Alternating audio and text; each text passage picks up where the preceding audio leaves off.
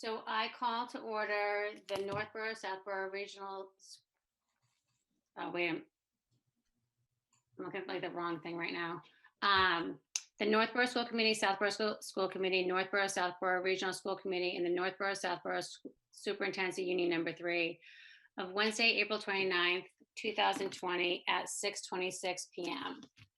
Pursuant to Governor Baker's March 12, 2020 order suspending certain provisions of the Open Meeting Law, GL 30A 18, and the Governor's March 15, 2020 order imposing strict limitations on the number of people that may gather in one place, this meeting of Northborough Southborough Regional School Committee will be conducted via remote participation to the greatest extent possible. Specific information and guidelines for remote participation by members of the public and parties with the right and or requirement to attend this meeting can be found at the district website. No in-person attendance of members of the public will be permitted, but every effort will be made to ensure that the public can adequately access the proceedings in real time via technology means. In the event that we are unable to do so, despite best efforts, we will post on the district website an audio or video recording, transcript, or other comprehensive recording proceedings as soon as possible after the meeting. So our first order is the appointment of the Superintendent's Recommendation for the position of Assistant Superintendent of Schools. So Kathy, just a point of order, just to have each committee call the meeting into right. session. So sorry. Yeah, sorry. All right, so I need a motion from Union. Anyone? Hey, everybody, don't we need the other committees to call the meeting to order? Is that what you said, Greg? Yes. Yes, that's what we need. Okay. So I'll call the Southborough School Committee meeting to order. Okay, Katura.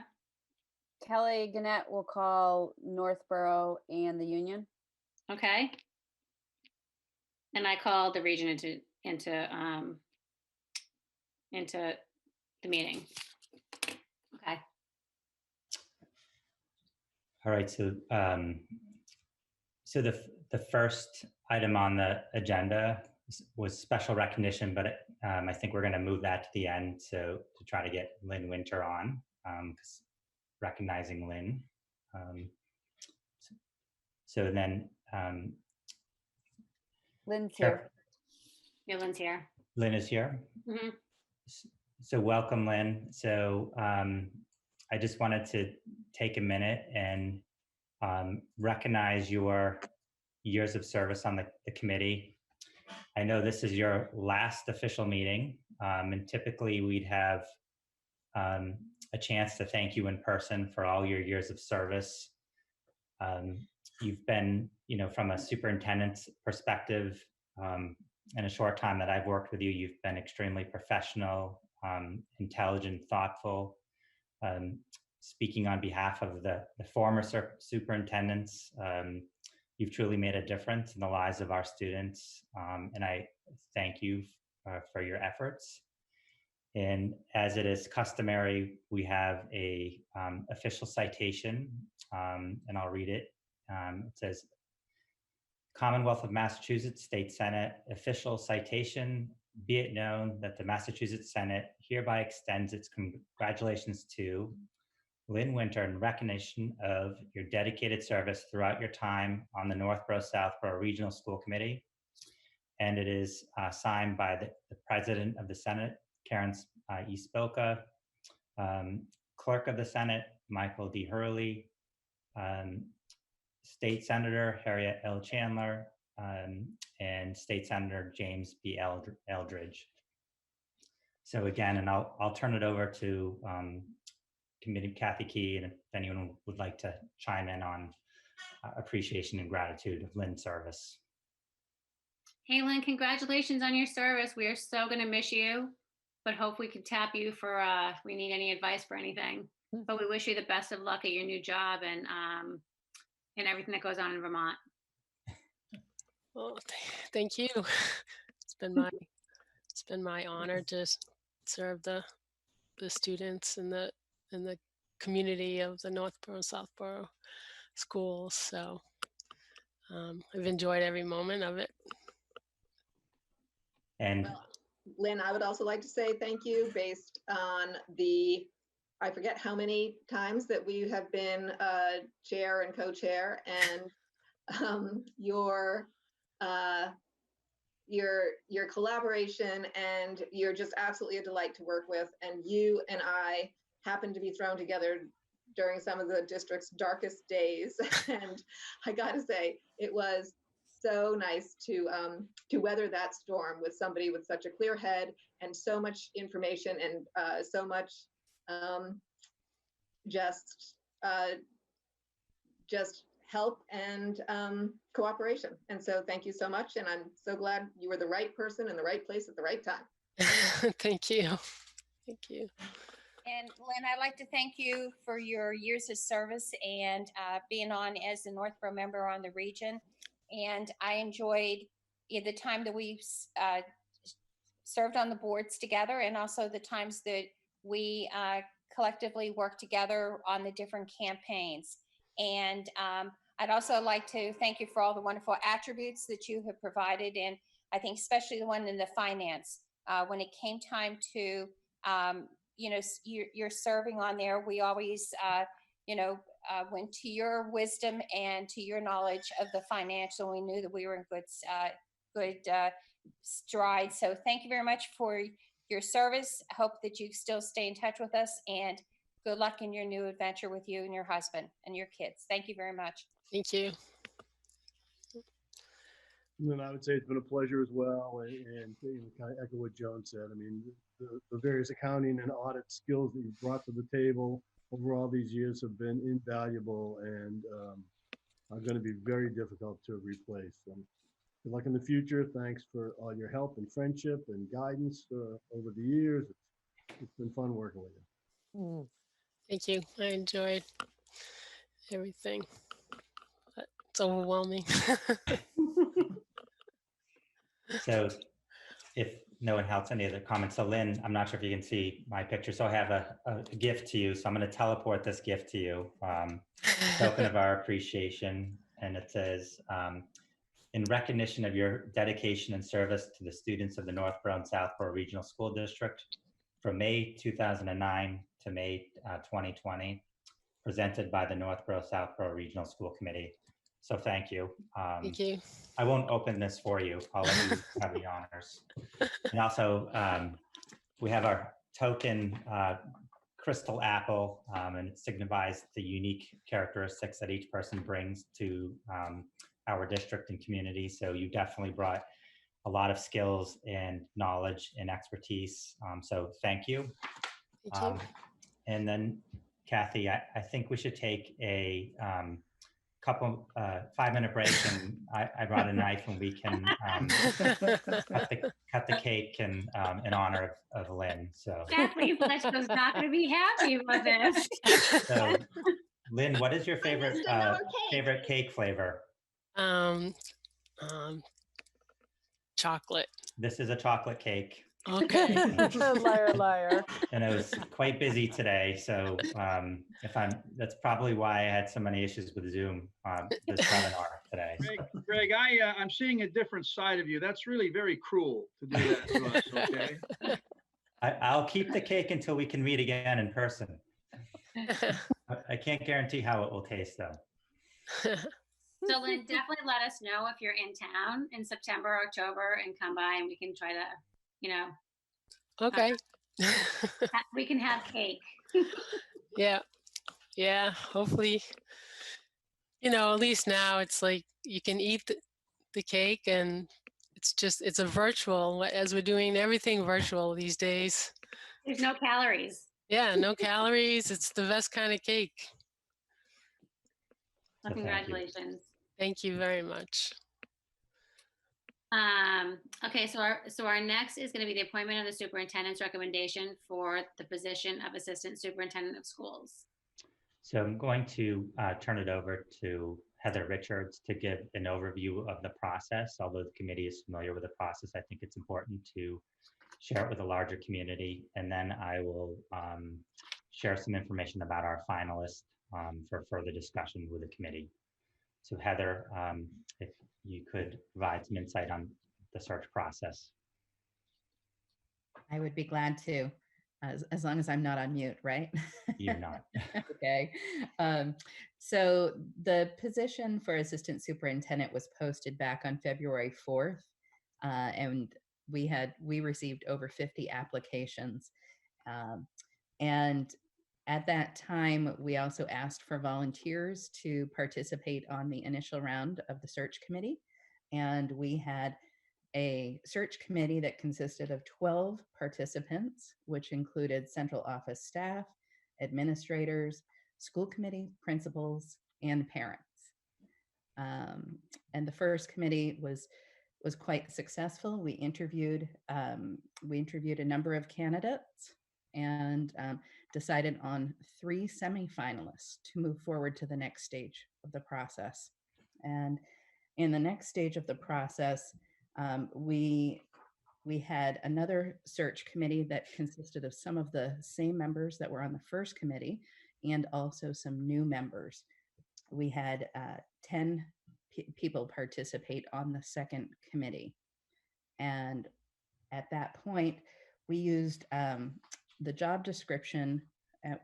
Throughout the entire process, we used the job description and also took a look at the skills and traits that we wanted to see in a new assistant superintendent. And a few of those traits were integrity, professionalism, passion for teaching and learning, authentic, engaging, empathetic, innovative, curious, a lifelong learner, and a student-centered decision maker. So those were a few of the things beyond the job description that we were looking for. So the second search committee moved forward 2 finalists, and then I believe tonight Greg is putting forward his recommendation to the school committee for assistant superintendent.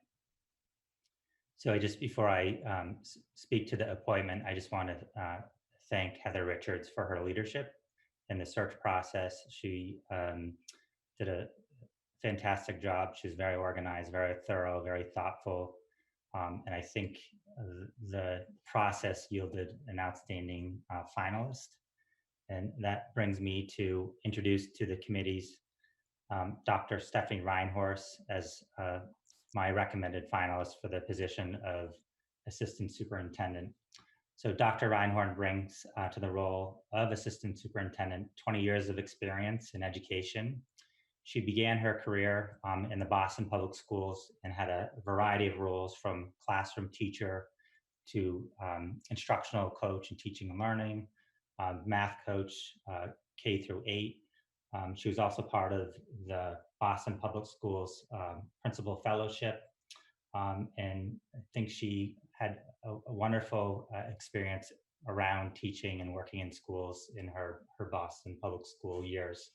For the past many years, she has been a consultant of instructional rounds in education and a faculty chair at Harvard Graduate School, with her work primarily focusing on teaching and learning and leadership. We, as a district, were introduced to Dr. Reinhorn. We sent a cohort of leaders to an institute around teaching and learning at Harvard. And Dr. Reinhorn was one of the facilitators.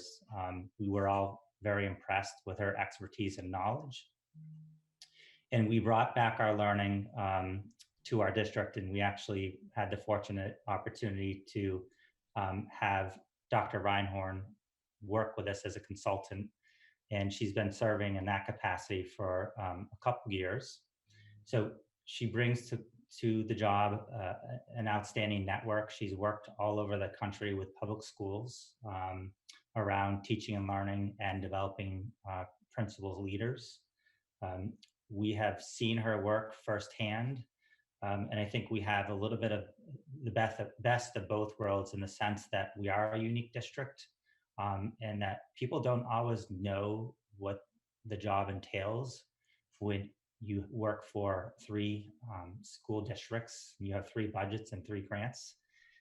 Dr. Reinhorn knows what our district is about, and she brings a wealth of expertise in terms of teaching and learning, systems thinking, and how to bring initiatives system-wide to fruition.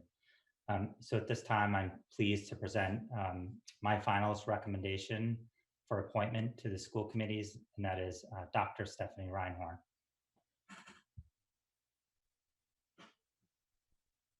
Before we have discussion, should we make a motion from the different committees?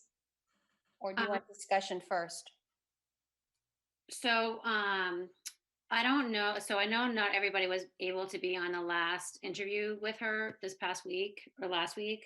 So I don't know if we want to take 10 or 15 minutes, if anybody wants to ask any questions, or if not, we can make a motion to appoint her as assistant superintendent. I was not able to attend that because I was teaching at the time, but would be interested in just a very brief synopsis to help me make this decision with some knowledge beyond what I've read. Thank you. So do you want to ask her a question, Kathleen? I don't have a specific question, or I have 100, sort of, it's one or the other, but just an overview. If everybody else was there, then perhaps I should take this offline. One thing that I would like to share, because I'm not going to talk about when we interviewed her as a whole committee, because I think I was part of the Superintendent's Advisory Committee, and both the times when you interview, there were different things that were given, and I thought the most important thing that I would like to share from the interview with the Superintendent's Advisory Committee was that she talked about what would be an effective pre-K through 12 in classes, and she identified 5 things. And what she talked about, which didn't come up in the in the school committee one, was that the first one was the role of students in the learning. Number 2 was students' constructive learning. 3, that the classroom would be an active environment. 4, that the kids felt safe in the classroom, which I think is very important. It's not the safe, but the safety, the physical safety, which is always very important. But I think it was also the emotional and also the learning safety, that the kids are willing to have constructive work going on, and that they also feel safe that they can raise their hands and not say, maybe that's the wrong answer. What is my teacher going to say? So I think the kids feel safe. I thought that was a very high point for her to say. And then the last one was that all levels of students to be active learners, not just looking at the advanced, the middle, or just the low students, but looking at every student to be an active learner. And I think that's what she gets through, and she's done so well through the instructional rounds, is going into all the classrooms. And I know that Heather just talked about some of the traits that you were looking for in this assistant superintendent, but you also identified some of the skills, which was, the understanding of curriculum, which I think she really does very well. She's aware of current practices for sure, and the cultural awareness and the ability to support and inspire staff, because that's what happens through the instructional rounds. So that's what I just wanted to share from a different committee when they did the interviews. Thank you. Does anybody else have anything or want to ask a question at all? Well, given this is Kathleen again, given the music study group that's ongoing, I'd appreciate Dr. Reinhorn's views on arts education and their primacy in curriculum and resources, etc. Thank you. Sure. Thank you for the opportunity. So one of the things I talked about at various times throughout the process is how important I think it is that, as was mentioned, that the child is at the center of our work and is our compass. But I think it's really important that it's the whole child, and that we are thinking about development of all aspects of the children. And so whether we're talking about the social emotional learning or various academic subjects or the arts and music, So I think it's, from my perspective, it's a crucial component of the whole picture. And, in a tri-district, and part of the complexity of the tri-district is figuring out how we have the various pathways and opportunities and parity in those opportunities. And I know that's something that the music study group is really looking at right now. That is work that will, I'm sure, continue. Kathy, if I could. Yep. So I wasn't part of the initial search group, but I was part of the 10 that met last week. And I mean, maybe just a bit of clarity for any of you that didn't participate last week. There were supposed to be 2 semifinalists that got interviewed by that group, but one actually withdrew their application before the meeting occurred. So poor Stephanie got stuck with us for 100% of the time instead of 50% of the time. But I thought she acquitted herself very well. Just for the group as a whole, one area that I pursued in my questions with Stephanie had to do with just the time commitment of being the assistant superintendent. And a concern I had was her faculty chair job at Harvard and exactly how time consuming that was. And did get a commitment from Stephanie that, she will not allow those other duties to detract from her performance of assistant superintendent. And I thought that was kind of an important point to push. I actually asked a follow-up question on it to just make sure that we got it right. But, this is a time-consuming sort of job, and wanted to make sure that she was aware of it and that we had her kind of full commitment. Otherwise, I thought the rest of the session was terrific. She is very student focused and certainly knows our district and I think has a decent opportunity to hit the ground running for us. That's my 2 cents.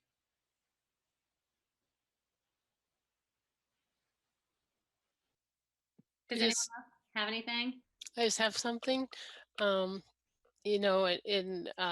of the things that is impressive is the breadth of experience that as well. So we're kind of getting someone who's familiar with us, but also can bring a broad experience level in many different areas.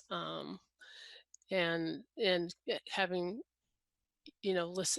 participated in that 10 of us session that we were able to attend, it was very, very apparent that, there's a lot of experiences that, she could bring. And I know sometimes we always are having a trade-off between, because it is a 3 districts and it's, fairly large complex situation, that we kind of want to have people that have experience and try to, and a lot of times our people in the central office come from, internal, but we also kind of want to see what's out there, what other ideas are out there, and bring that in. And I think that we'll have that opportunity here with Stephanie. So, I think we fortunate to have such a qualified candidate that we can, that brings us kind of the best of what we're always striving to look for. That sounds like a motion, Lynn. Okay. I move. Wait, Lynn, can I wait? I have just one more question. Stephanie, can you just do me a favor? Can you, there was just somebody was asking about you being assistant superintendent, and if you held on to the department chair, can you just explain what your position, your chair is? You know what I mean? Like what is asked of you for that? Sure. I saw that in the chat, but I didn't totally understand. Now I understand. That's referring to the Harvard, the commitment at Harvard. Mhm. Sure. So what I explained in the last session is that my commitment at Harvard is it's different than a typical faculty member at Harvard because I'm an appointment in the programs and professional education. So I have no committee responsibilities. I have no class responsibilities. I don't teach classes to master's students or graduate students. I am simply in charge of this one program around instructional rounds. And right now, there was supposed to be an institute, which is a 5-day event, which is what the Northborough Southborough team came to 3 years ago or so. It was supposed to be next week. Because of COVID-19, we obviously had to postpone. So we had, 100 people enrolled in the program with teams from all over the country, and that has been postponed. Right now, we're till December, but there's, just like everything with COVID-19, there's a lot that's unknown. So that's the commitment, is to that 5-day institute. And as I explained the other day, my actual sort of role in this program can really, my time commitment is, it can expand and contract at my discretion. So when I was not, if I, previously in previous years, I could, work with the school to develop other things, but I can also pull back, which is what my point was the other day. Was my commitment is to be fully invested and 100% in this job as an assistant superintendent.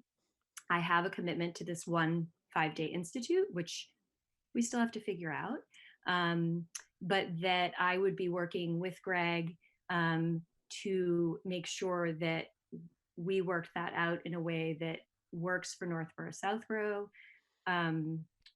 We also had the opportunity that Northborough Southborough schools were going to host for that event, and we were going to have next week, we would have had 15 educators from Northborough Southborough participating on 2 of the days of that institute for free, so that they would be benefiting from the learning of that experience.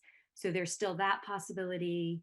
So that's some of the things I explained. And I think the most important thing to realize, as I said, is that, what I want is to be 100% invested in this job, and to figure out together with Greg how to fulfill that commitment, and then to be in conversation to make sure that the decisions about my time are in the best interest and working for the Northborough Southborough schools, and my fulfillment of my role. Does that answer any follow-up to that? Kathleen Howland? Oh. I was just saying thank you. Recognizing I'm in a college professor and what those roles are, but if how many do you typically hold a year of the instructional round programming for 5 days? Great question. We've been doing it once a year lately. We used to do it twice a year. And that's, again, one of those things that, the plan is once a year right now. And so that's, 5 days. Yeah. And how many participants do you have? Just usually right about 100. And they come in teams. So we usually have about 15 teams. They range in size from about 3 to 10 people per team. And do you also have support for just all of the minutia of details regarding space, payment? Oh, absolutely. There's a finance team, an enrollment team, a marketing team, a teaching team. So I work together with a team of faculty. Like, I'm the chair, but I have a whole team for teaching.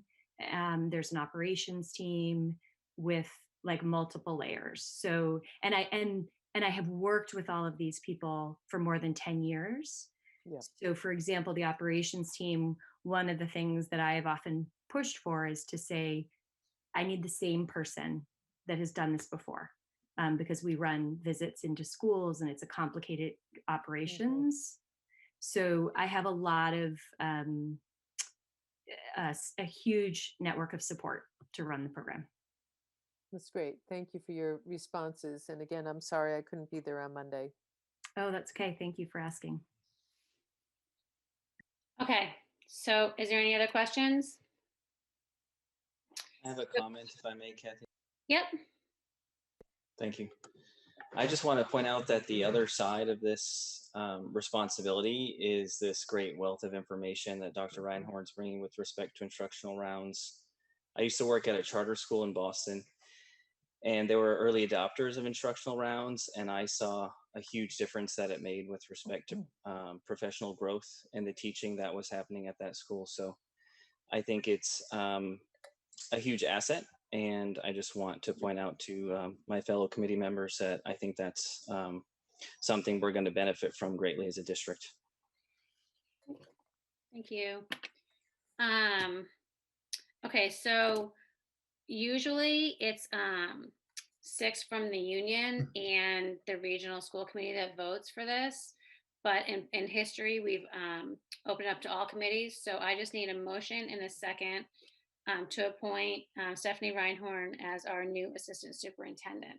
So Kathy, if I may, I think Lynn was about to do that, but just a point of order, if I may. If we are going to change who, I mean, it's one thing to take votes from everyone as a practice, but if we are going to actually change policy, that should be done at another time. And I don't know that we're doing that tonight. So there's certain groups that actually vote, correct or not correct? Correct, but Greg, do you want to talk to this? Yeah, so I think that if we do the policy piece around having the superintendents union vote first, and then do a symbolic vote secondly, so everyone has an opportunity to share their position of the appointment. So that makes sense, Greg. So it's the superintendent's union and the regional school committee that vote first. Yep. Right. Yep. So I just need a motion from the union and a motion from region. I move for region. Second. Okay, so wait a second. So Lynn for region and Paul Bucka. Mm-hmm. Okay. This is Paul Desmond. I'll move for union. Okay. Seconded. And Keith second. All right, so Paul Desmond and Keith second. All right, so I'm going to vote to have everyone from these two, and then we'll go back to do Northborough and Southborough. Is that fine? Yes. Yep. Okay. So I'll start with. If we're for both, like Northborough and Union, should we just vote then, or do you want to do? You should vote with the union at first, and then the region, and then we'll come back. and then you'll vote later again. So I'll start with the union. So Kelly? Yes. Keith? Yes. Roger? Yes. Katura? Yes. Paul Desmond? Yes. Okay. Dan Kalenda? Yes. Lynn Winter? Yes. Joan Frank? Yes. Lauren Bailey? Yes. Paul Bucka? Yes. Paul Desmond? Yes. Sean O'Shea? Yes. Kathleen Howland? Yes. Kathleen Palechko? Yes. Kathy Key? Yes. Okay, so then let's go to, do I need a motion and a second then, Greg, from the two, or just to confirm? Just in terms of symbolic procedure, yes. Okay, so I need a motion from Northborough. So moved. All right, so Joan for Northborough. Do I have a second? Kelly. Seconded. Oh, Kelly. All right, so Kelly, I'm going to put you down. And then for Southborough? Move for Southborough. Okay, so Roger for Southborough. Do I have a second? Second. Who's that? Jen from Mac. Thanks, Jen. Sorry. Okay, so I'm going to start with Northborough. So Kelly? Yes. Lauren? Yes. Joan? Yes. Yes. Katura? Yes. Roger? Yes. Jessica? Yes. Jen?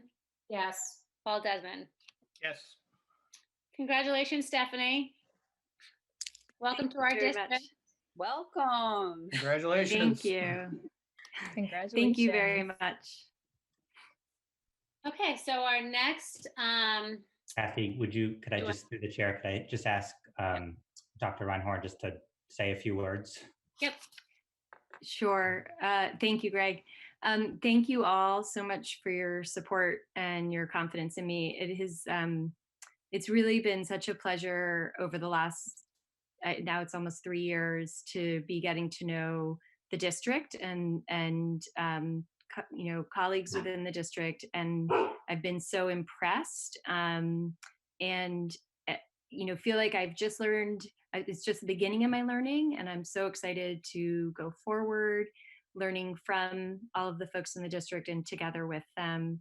And in particular, I feel really fortunate that I will have Rhoda, who I've worked really closely with, to support me and mentor me as I transition into this, and Greg, so that we can have a smooth transition and build off of the great work that Rhoda's been doing, as we move forward into next year.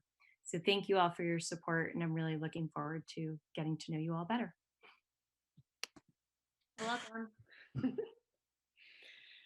Okay, you ready? So our next is the COVID-19 health situation, our district's response. So I'll just begin and then turn it over to directors for some updates. I just want to first mention that with the Governor Charlie Baker's news last week that the closure was extended beyond May 4th, it was difficult news, I know, for our families and our educators and our students to hear. So it was a bit of a reality check in terms of we were all hoping, but we also knew that there was a chance we weren't coming back on May 4th. And now that we know what learning will look like in our district from now until June 16th, the last day, we've really, as a leadership team and as educators, looked at what we're doing well, how we can better support our families and our students, and how we can make sure that all of the things that typically happen in the end of an academic year and a normal year are taking place, and that students' best interests are being considered, and that we're in a good place when we are able to come back together as a school community in person in the fall. As part of that work, we have been moving forward with ESPERO Connect 2.0. We, as you know, administered a survey to get feedback from stakeholders, from educators, students, and families. We had outstanding participation. We had over 1,400 students in grades 6 through 12 provide us with results and data. We had a little over 1,100 families and over 400 educators. And it really gave us some perception data around what's working well, what's not working well, what needs to be changed, and what needs to be tweaked. I think overall there was parity in terms of responses from students and families and educators. I think people are reasonably pleased with ESPERO Connect 2.0. However, there's also some challenges with remote learning that were identified in the survey results. I think that we are seeing, it was clear that we're seeing tremendous attendance from our students, that our students are participating in the live sessions, and that attendance and participation is relatively high. In terms of the manageability, I think that some of the feedback and themes that emerged was families are struggling around managing their work life, being teachers and being parents. That balance is really challenging, and that was noted in many of the comments. Students also mentioned that although it was not a preferred means of being educated, that they were finding it reasonably manageable. And some of the things they talked about are organization, how to find information, and that was a theme that emerged in terms of the student perception of what's happening, is that anything we can do to keep the information streamlined and organized in a consistent manner is something that would really benefit them. I think that some of the other themes that emerged in terms of specifically the grades 6 through 12, that the types of assignments that students are finding most meaningful are really those self-directed. So when a teacher does a Zoom lesson around an assignment and gives direction on what to do, and then the student then has an opportunity to take on that assignment in the home environment and manage his or her time and turn in that assignment, that was something that the students reported as being most meaningful. Group work, which is understandable, it's very, very difficult to simulate group work in a virtual environment. That was very challenging. And then class assignments in real time was something that students reported as being meaningful. In terms of the comments that in the other, the comments basically centered around if educators are going to do live sessions, that direct teaching is probably most effective of that time for students, that it's most helpful if they're doing direct teaching around a particular topic, content area, or lesson. Again, attendance at our live meetings for students has been extremely high. 91% of the students reported that they have not missed more than 2 sessions at required meetings. And again, this speaks to the commitment to our families have and also our students have to their learning. So in terms of what has been most challenging in terms of ESPERO Connect 2.0, for students, it's really themes around organization of resources and assignments, that although we have a learning management system, we have a common structure. Within that learning management system, there's a lot of disorganization. And we never launched Canvas with a thought that that would be our primary learning tool in terms of that's how we deliver instruction only. And what we've learned through ESPERO Connect 2.0 is that it's essential that we have common templates and common frameworks so that when students move from teacher to teacher or course to course, there's some framework and structure that students can rely on to understand how they get assignments, where they get information, and how they submit assignments. And this was also a theme at the elementary level, specifically in grades 3 through 5 with the use of Google Classroom.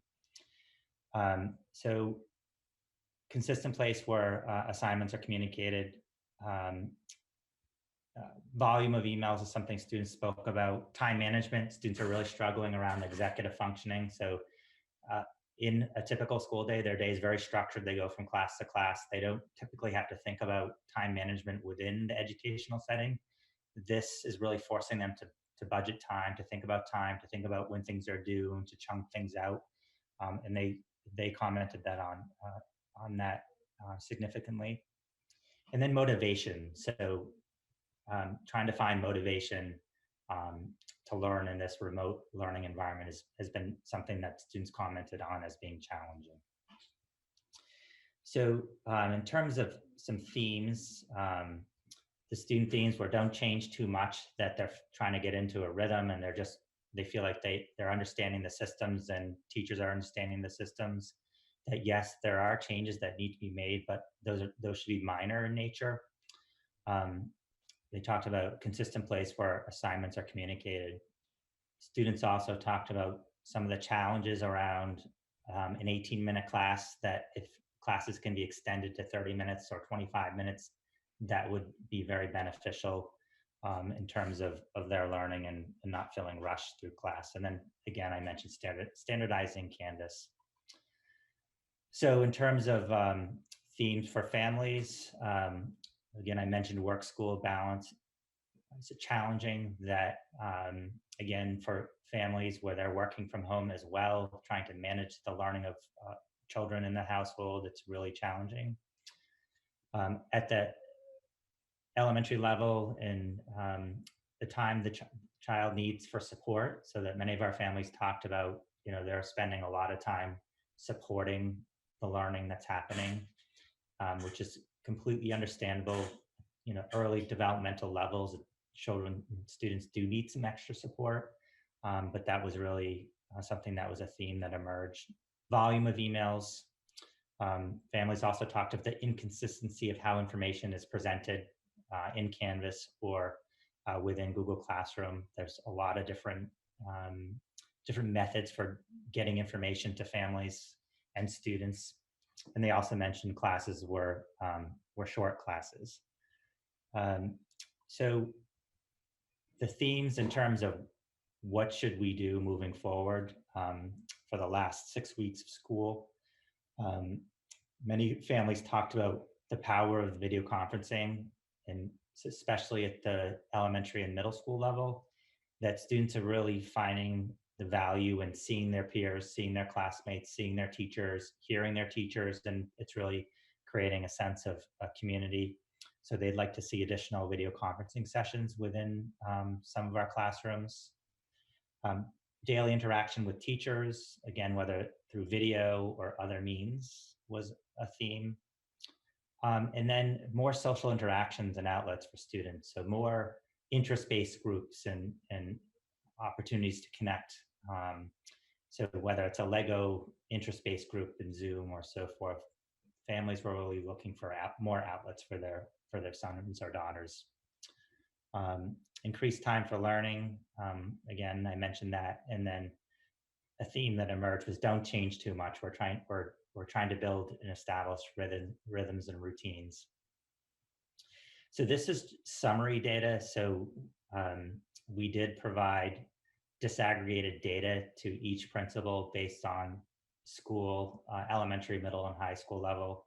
So we have a tremendous amount of data. We've met as leadership teams. We actually met today to talk about what are the next moves, what are the next changes we can make that are really positively going to impact learning and address some of the issues and themes that emerged for our families, our students, and our educators. So we're working on that. We're actually hoping to implement some of these changes and these minor tweaks in the week to come, but they're not finalized yet and more conversation needs to take place. And I just would like to end by saying that this has been a tremendous ask of our families. This is a significant shift in how learning happens. Families have been great partners, have been very supportive, extremely appreciative. They've reached out when challenged or unsure, where there's lack of clarity. The same with our educators. Our educators are, this is just an example of our educators being student-centered, really trying to do what's in the best interest of our families and students. And teaching remotely is a very difficult task. It almost takes twice as much work just due to the nature of the environment. And I can't thank educators enough for the work that they've put forth thus far in this very difficult and challenging situation on behalf of our students. I'd be happy to answer any questions. Anyone have any questions, comments? Yeah, I have a question. Oh, sorry, Jessica. Do you Go want ahead, Lauren, you can go first. Thank you. Greg, so you mentioned that one of the pieces of feedback was to have more, I believe, live or face-to-face contact with classmates and teachers. So as of right now, are all students K through 12 having some live face-to-face teaching every day? Not every day. So there's some inconsistency in what happens across our 10 schools. There are several live conferences over the course of the week. Some educators do this daily, but again, that's where the inconsistency is, and we're trying to bring consistency to that. But over the course of the week, all students have some type of live interaction with their class or teacher. Thank you. Jessica, did you have a question? Yeah, thanks. Greg, I was wondering if you have a sense of how many families are receiving modifications, have asked for it and receiving modifications for ESPERO Connect 2.0, and do we have a lot opting out by any chance, or just a few, like a handful? So great questions. I don't have that data, but we definitely, I think that's a question that we should find out that data. Principals do have collected that information. I just have not aggregated the data into one pool. Just in terms of some anecdotal information that I've heard in conversations with principals, I would say there are a handful of parents that have requested to opt out in each of our school buildings, just because either they have developed their own systems that work, or it's just not the right pathway for their families right now. And I would say that, it's in terms of modifications, we have many parents reaching out to us and our educators to modify it so that it's most meaningful for their family. But I don't have the specific data, but I definitely will get that to you, Jessica.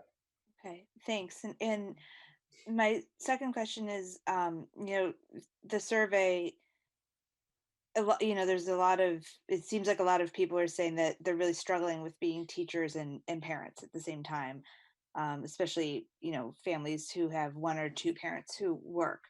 So I'm wondering if we have, if you have thoughts on how we can further help them with this challenge. And also, God forbid we can't go back in September, are we going to be thinking about over the summer, like how to maybe modify things? I know like people who are struggling will often, speak up more than people who are doing fine. But I am hearing from a lot of parents, especially parents who have two working parents in the home, that are really struggling with this. So just wondering, how we can help them more. So just a quick comment, and then I'll have some of my colleagues chime in with some of the conversations we've had. First, when we went into remote learning, May 4th is our target. So it felt very different when we knew we were hoping we were going to be back in session on May 4th. Now that the closure is extended to the remainder of the year, it changes our approach and our philosophy. And I think for many families, it's becoming very trying. One of the things we've talked about is how do we organize assignments and deliver assignments in a way that provides families with maximum flexibility.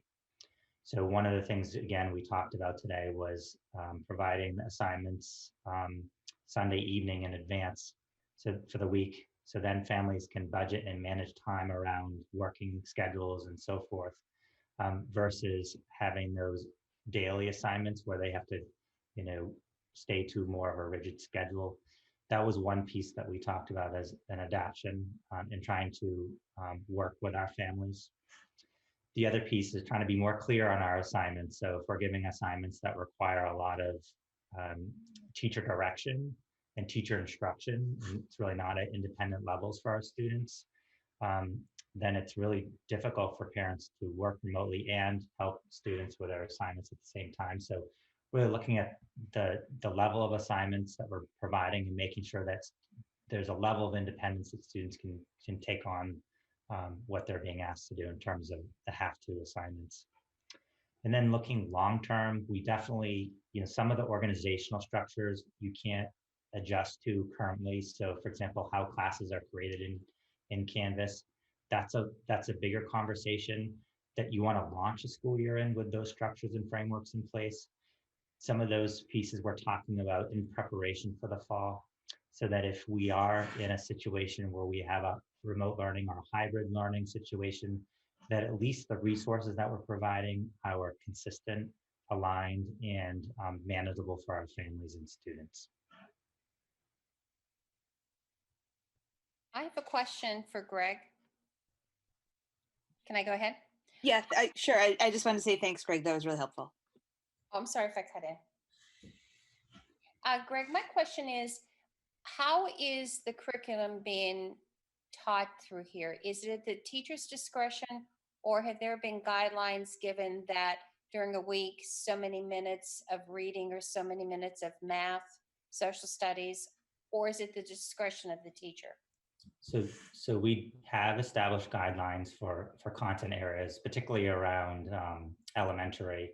Middle school and high school is a little bit different. We have rotation of classes through a schedule. So it's not up to a teacher whether, if a teacher really enjoys teaching science, that the teacher can teach science all week. There's a schedule to follow. We also have looked at the learning outcomes that we hope to help students achieve by the end of the year, what we're calling the power standards. And we can't cover everything that we would typically teach in a normal setting. So we've really looked at the priority standards and making sure we've identified what's essential in each of the content areas for each grade level in each course. And that's been our strategy to date. Okay, thank you. This is Sean. Can I make a quick comment? Yep. I just want to say thank you. I know what a huge undertaking it is to do these surveys, but I think giving all the different stakeholders, including educators, the opportunity to give feedback and express themselves in this difficult time, and also it helps them feel heard, and then your analysis and disaggregation of data for the schools and everything really does make a huge impact. So I know what a huge undertaking it is to do such a massive survey across the district, and I think the district's done it well. Thank you. Okay. Do you want to turn it over to the directors now, Greg? Yeah, so I'm actually going to turn it over to Becky Pellegrino, and she has a presentation that combines B and C. So I will turn it over to Becky. And Becky, I'm going to give you the hosting capabilities so you can share your screen. Thank you, Greg. So you have to give me the hosting back when you're done. I will. Trust me, I will.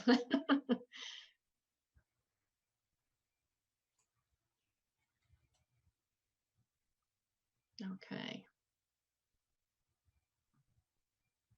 So there are three items actually that I want to discuss with the committee tonight.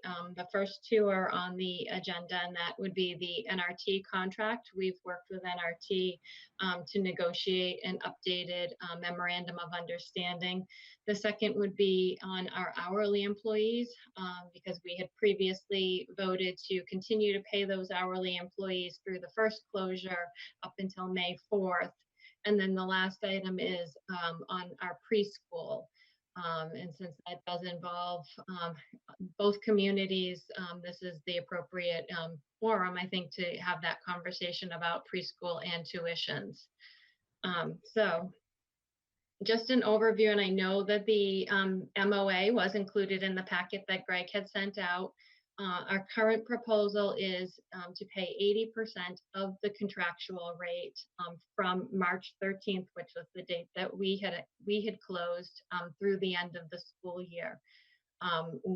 As I had mentioned previously, we were part of a larger group of school districts who were negotiating with NRT.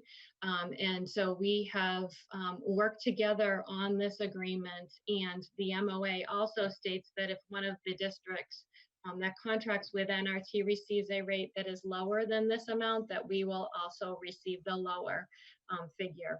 I am hearing rumblings that that rate actually may be going down to 78%, but have not received confirmation on that. But right now our rate is at 80%. The MOA also states that drivers will continue to be paid. And if NRT receives any additional funding through the CARES Act, then the district will benefit from that additional funding as well. And there was a specific provision included in that contract that stated that they needed to inform us. You can see the contract savings that we would realize over the 4-month or about 3.5-month closure. So this is broken out by district. In Northborough, it is a little bit more than $30,000. In Southborough, it's $27,000, and at the regional level, it is $86,000, almost $87,000. So this would be a savings to our bottom line for FY20. Are there any questions about the MOA contract? Well, I've got one if I could. We get some money from the state to cover bus transportation as well. I mean, so are we now required to give 20% of that back to the state, or is that money ours, and can it kind of slide into E&D or some other account? So this money would not need to go back to the state. This would remain Good answer, in our budget. What it could impact is because it will show that we've paid less for this fiscal year when we do our end of year reporting in October. So it could impact future years. However, since we would have it on the bottom line, you're right, it could go into E&D, which could be used in future years. And is E&D still trending to stay, just as a follow-up if I could, is still trending to stay within the 5%, or? E&D is actually trending to go above the 5%. Right now, our preliminary numbers are 6.5%. There are conversations happening at the Mars level with legislators requesting that districts be allowed to carry over greater than the 5%. But we've also put in place some provisions for how, if we did need to expend that additional money, like setting up a transportation revolving fund or reserve fund, spending or prepaying some of our special education tuitions, which would relieve some of our pressure in next year. So we have some plans in place if we're not able to spend down to, or if we're not able to carry over that additional 1.5%. Terrific. So next week, I think we've got a budget subcommittee meeting for the region anyway. I'd like to continue and that. all of this will be covered. Thank you. Yep. Nice work. Becky, can I just comment on, one of the challenges that we talked about when we the committee voted to revisit the decision at May 4th is the importance that when we return in the fall, that there are bus drivers who are driving our buses, and there's continuity of the business, and NRT and the transportation contract is a key part of our operation. So this really helps support that operation. And then secondly, the buses are on the road delivering meals, delivering technology. So they are in service, providing students and families lunches and technology devices. So Greg, before Becky goes on, do we need to vote on this or not? Or do I just have to sign it? We have an MOA and we just need the chairs to sign the MOA. So before we'll send a DocuSign document, Becky, tomorrow to the chairs for signature. Okay. And that would be the next step. Okay. Okay.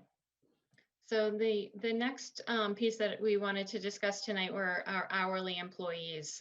As I said, we had previously voted to pay our hourly employees through May 4th. Those employees are comprised of our administrative assistants, our custodians, our cafeteria workers, and then also our ESPs.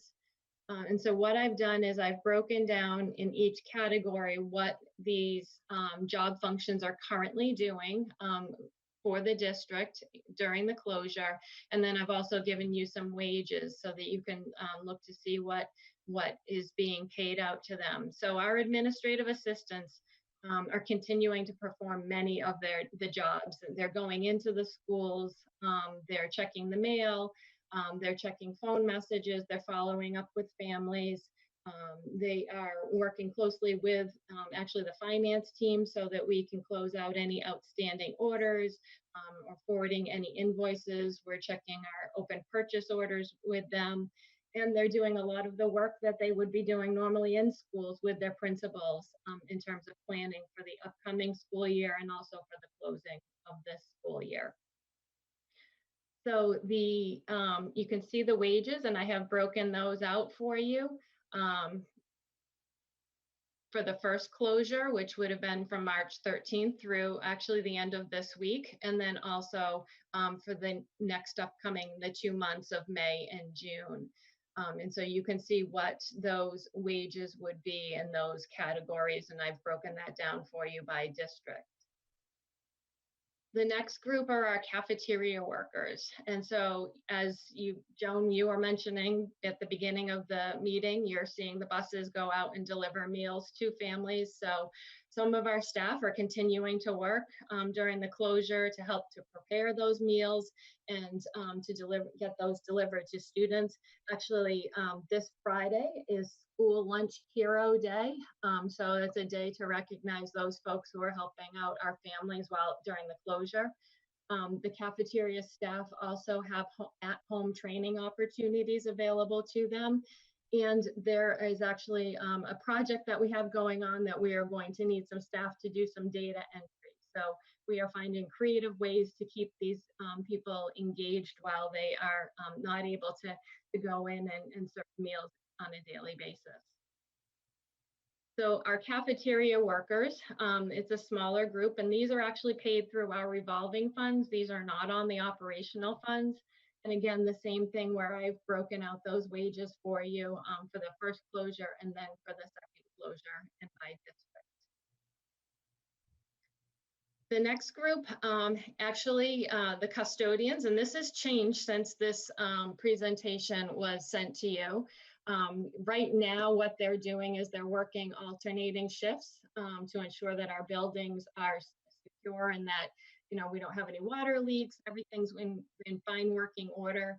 I know that Keith is also holding Zoom meetings with his staff to review safety protocols. And this last bullet what has changed is we received word yesterday from the Department of Labor Standards that the stay-at-home order for school custodians has been lifted. And so they are now able to return to work. There are certain protocols that they will need to follow to make sure that they're still social distancing, that they are wearing the appropriate PPEs, and also that they're checking their temperatures before coming into the building. But this is good news for our custodians because this gives them an opportunity to do some of those projects, move on some of those projects.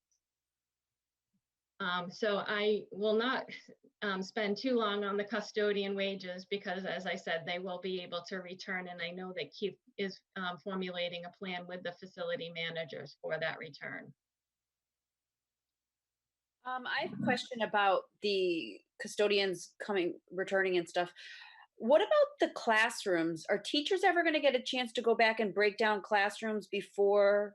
Because I know a lot of the summer work could probably start earlier, seeing that they're not going to be in there and stuff. But so Keith actually and I have had conversations, and he's been talking with the facilities managers.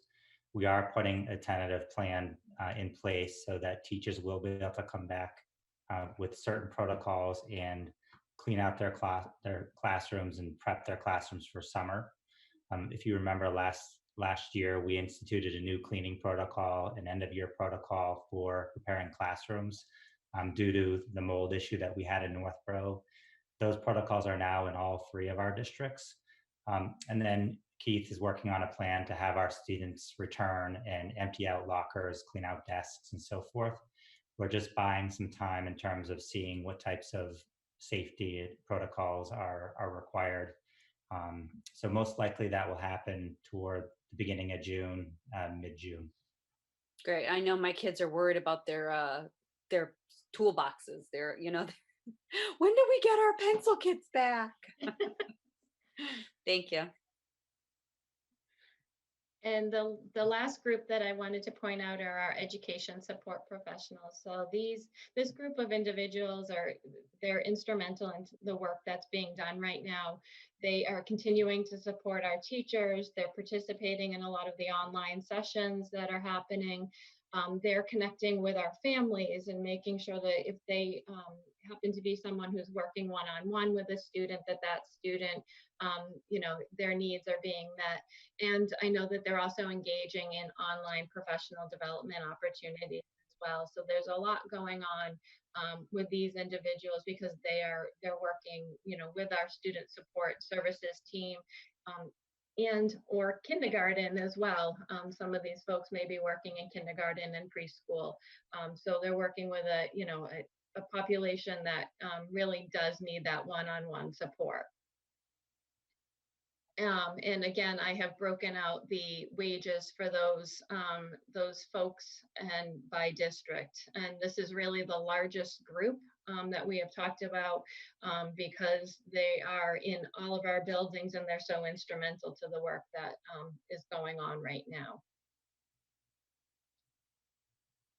So that is that's my presentation on the actual wages themselves. I wanted to, though, point out a few things because there have been some conversations about furloughing employees. And so I just wanted to provide clarification.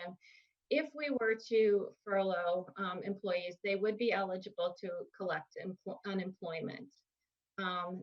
They would also be eligible to remain on our health insurance. So that means that the two towns and this regional school district would be responsible for the employee or the employer portion of the health insurance. That's a typo there. The employee would also have a reasonable assurance that they could return to their position once that furlough ends. So this is not a layoff, it's actually a furlough where they could come back to the district. Unemployment. So we hear a lot about unemployment right now.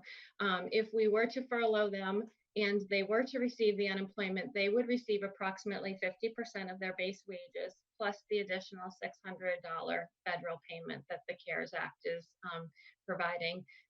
The district would not be responsible for that $600 federal payment. That is has nothing to do with us.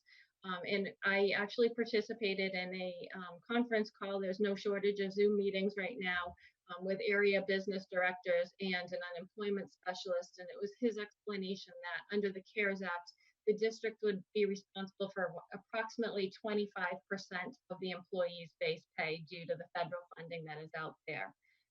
So it's still to be determined whether that additional 25% to get to the 50% would be reimbursed by the state to the districts, or if it would be paid for at the state level, and that's still being worked out. One of the downsides would be that it would still be a possibility that school year only employees could continue to collect throughout the summer months. One way that we could potentially avoid that would be to bring them back the day before the last day of school, so on June 15th, if they were to return to the district. Otherwise, the fear is that the unemployment system is so overwhelmed right now that they may continue to be paid even though they would not normally be paid during the summer months. And another big negative would be that it would increase the unemployment costs for the towns of Northborough and Southborough. We obviously have the salaries already planned for in our budgets, and that's not something that the towns had planned on. So that would be an increased cost to them. So I had done out a rough calculation of what the unemployment cost would be if we were to furlough these 4 categories of employees. You can see that it is, because it is a quarter of the salaries, you can see that our cost would be lower. However, the top 2 would be the town of Northborough and the town of Southborough's responsibilities. Those would no longer be on our financial budget. And now we would be proposing to remove custodians from that mix since they are now able to come back to work for us.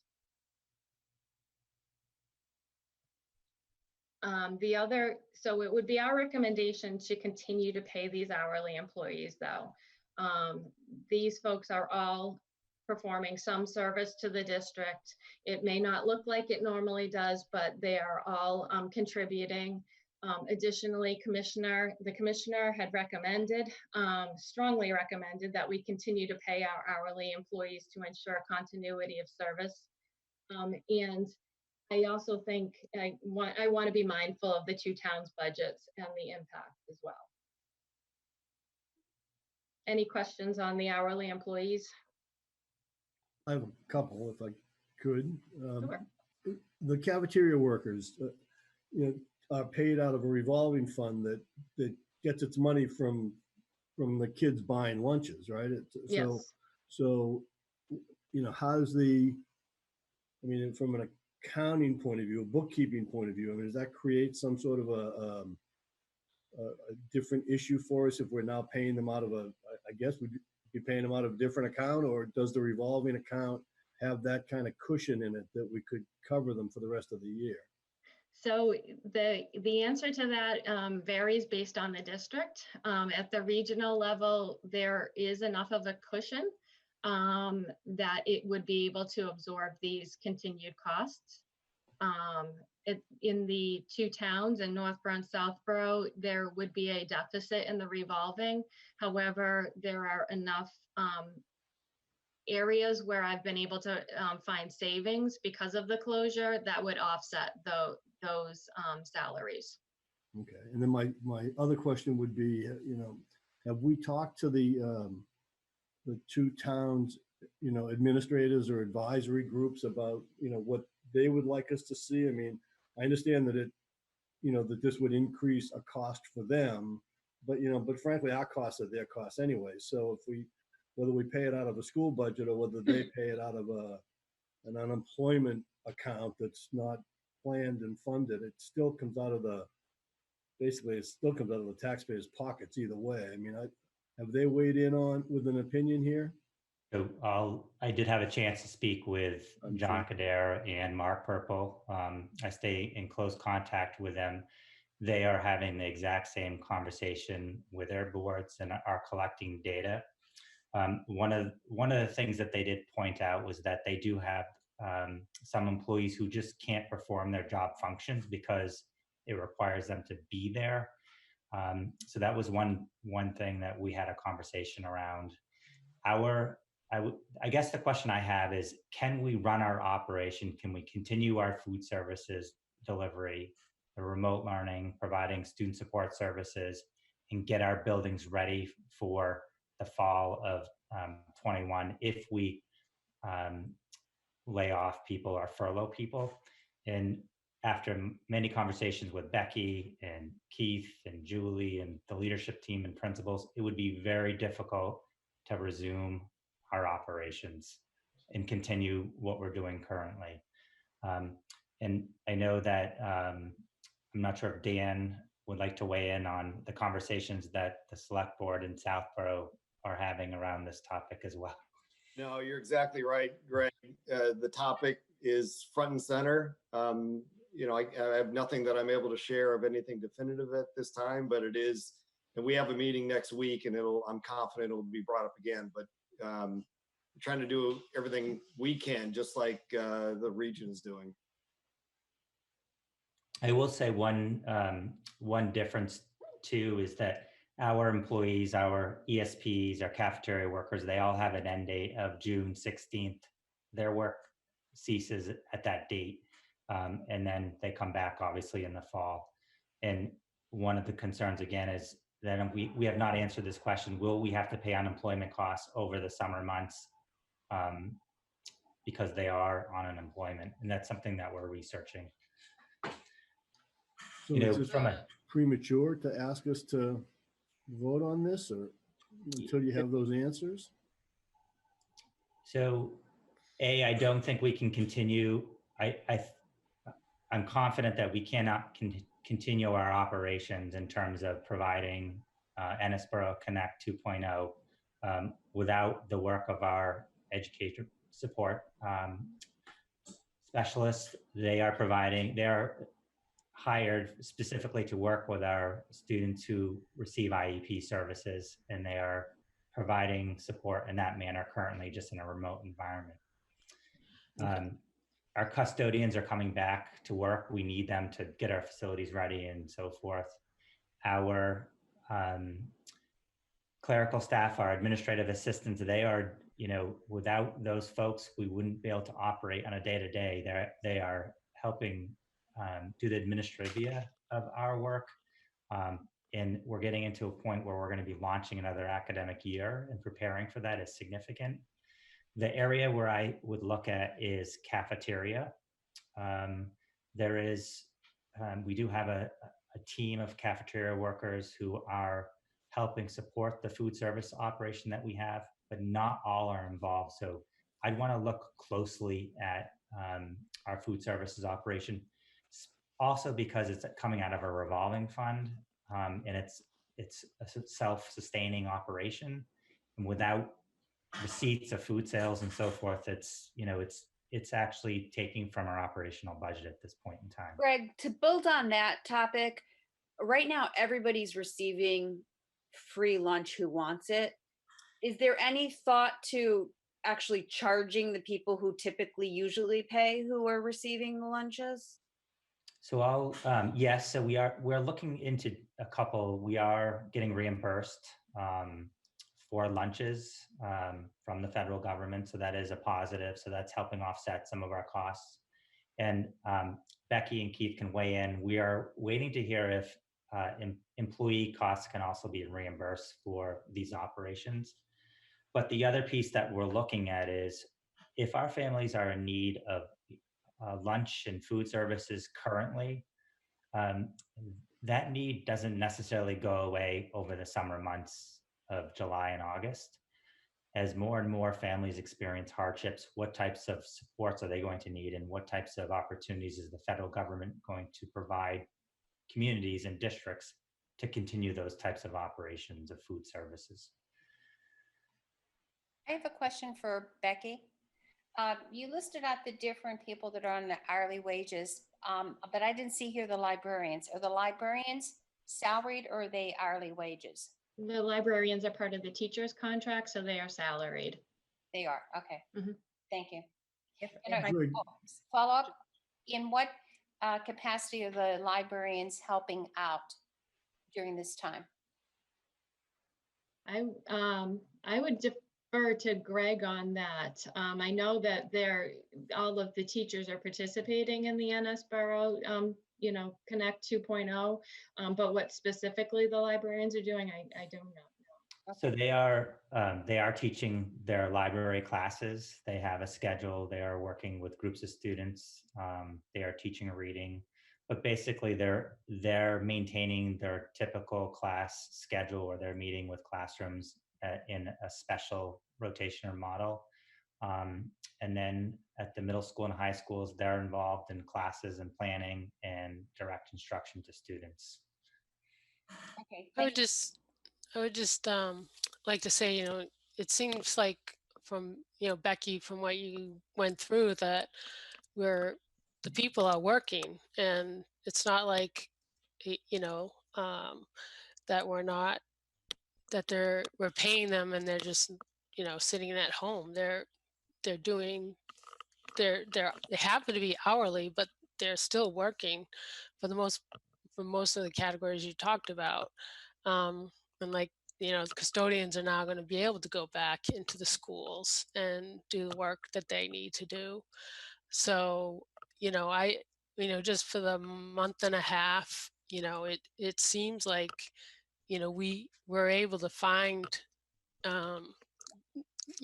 they have a role to help do this. And I don't see it as being any different than any other person who's working to help this 2.0 work, just as they're right behind the scenes in the helping the teachers, and they're playing a significant role. So, I would be in favor of, continuing to pay them.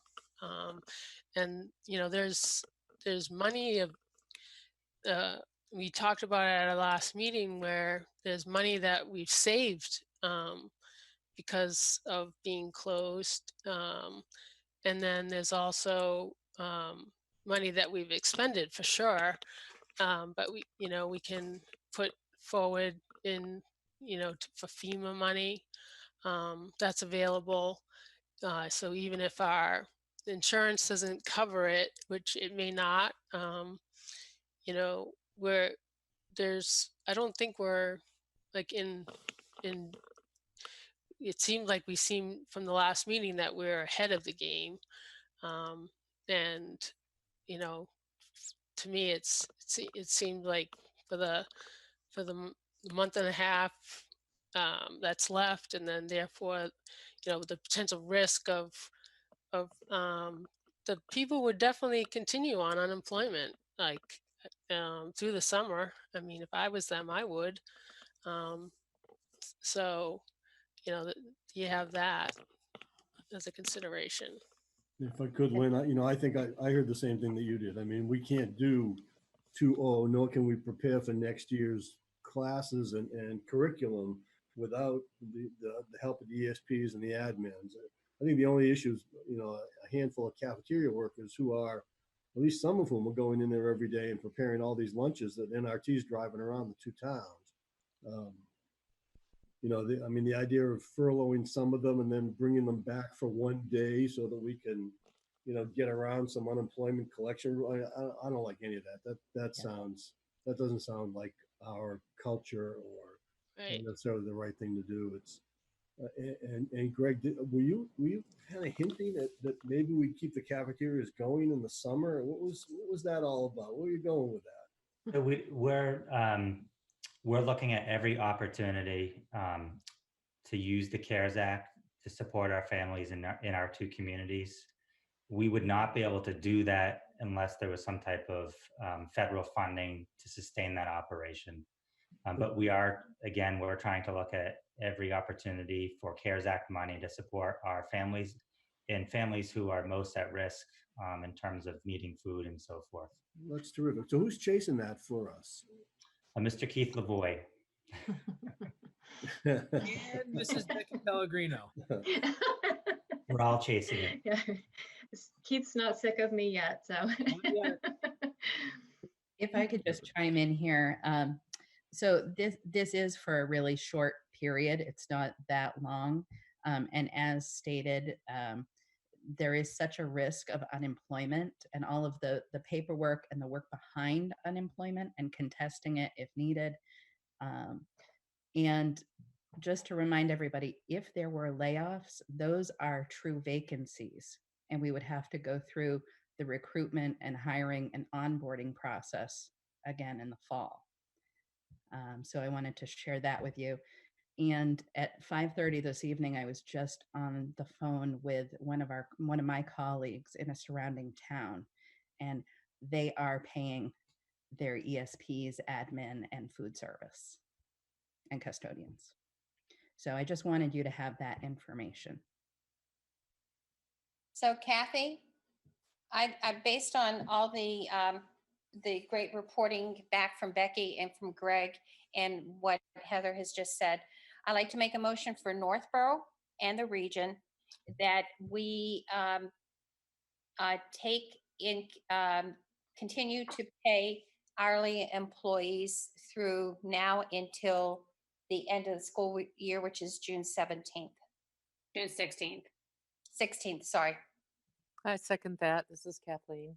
Okay, so Joan made a motion for region and Northborough, and Kathleen Howland seconded for region. Do I have a second for Northborough?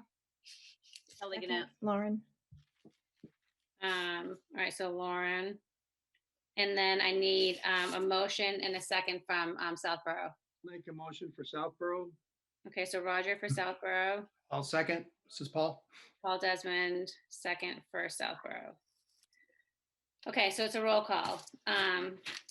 So I'll start with region. So Kathy Key, yes. Kathleen Palechko.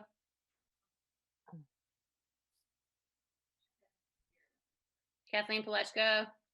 She's on mute. I'm off of mute, Kathleen. All right, Kathleen Howland. Yes.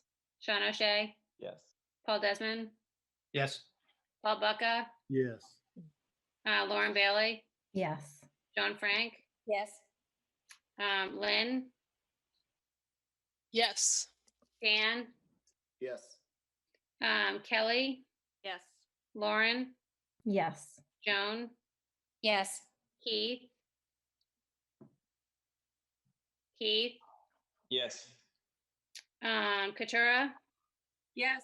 Roger, Yes. Jessica, Yes. Jen, Yes. Paul Desmond, Yes. and Kathleen Palechko. Is she on mute yet? She's still on mute. There That she is. stupid space bar doesn't work. Yes. Just so you guys know, the space bar doesn't work if you have the little Q&A box open. I had mine open, so I couldn't use the space bar. Okay, so that all passes. So, Speaking of Q&A, there is a Q&A. I don't know if you saw that, Kathy. oh, no. How do I open it? Oh, there. I do have that, and I think when Marie Allen speaks about her updates, I think that question will be answered. Okay.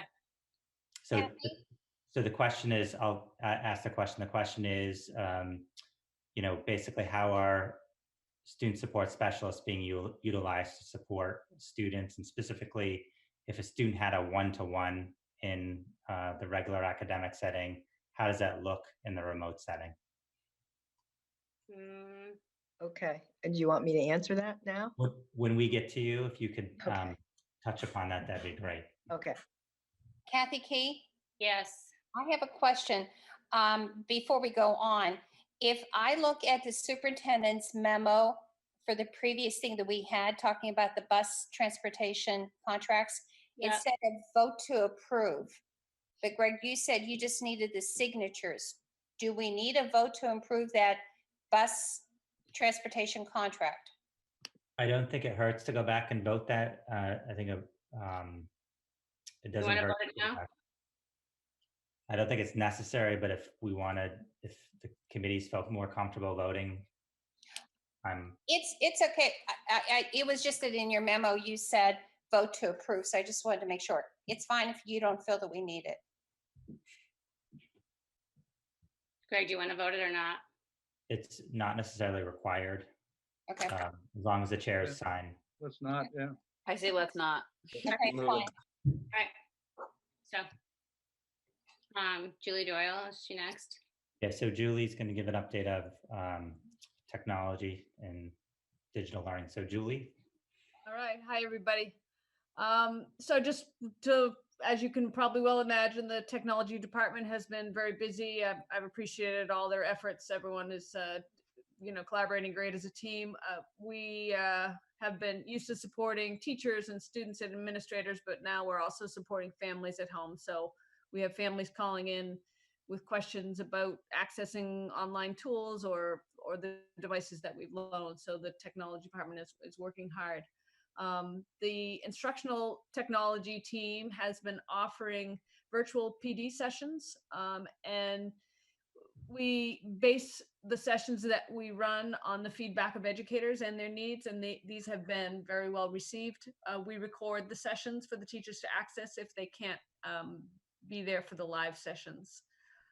We are still loaning and delivering devices to families who need them. To date, we've loaned between 400 and 500 devices. Special thanks to Keith LeBoy for organizing the bus deliveries and for Mary Ellen Duggan for organizing the nurses who are running from door to door. So that is hugely appreciated. And we are now beginning our discussion of how it is we will get all these devices back come June 16th.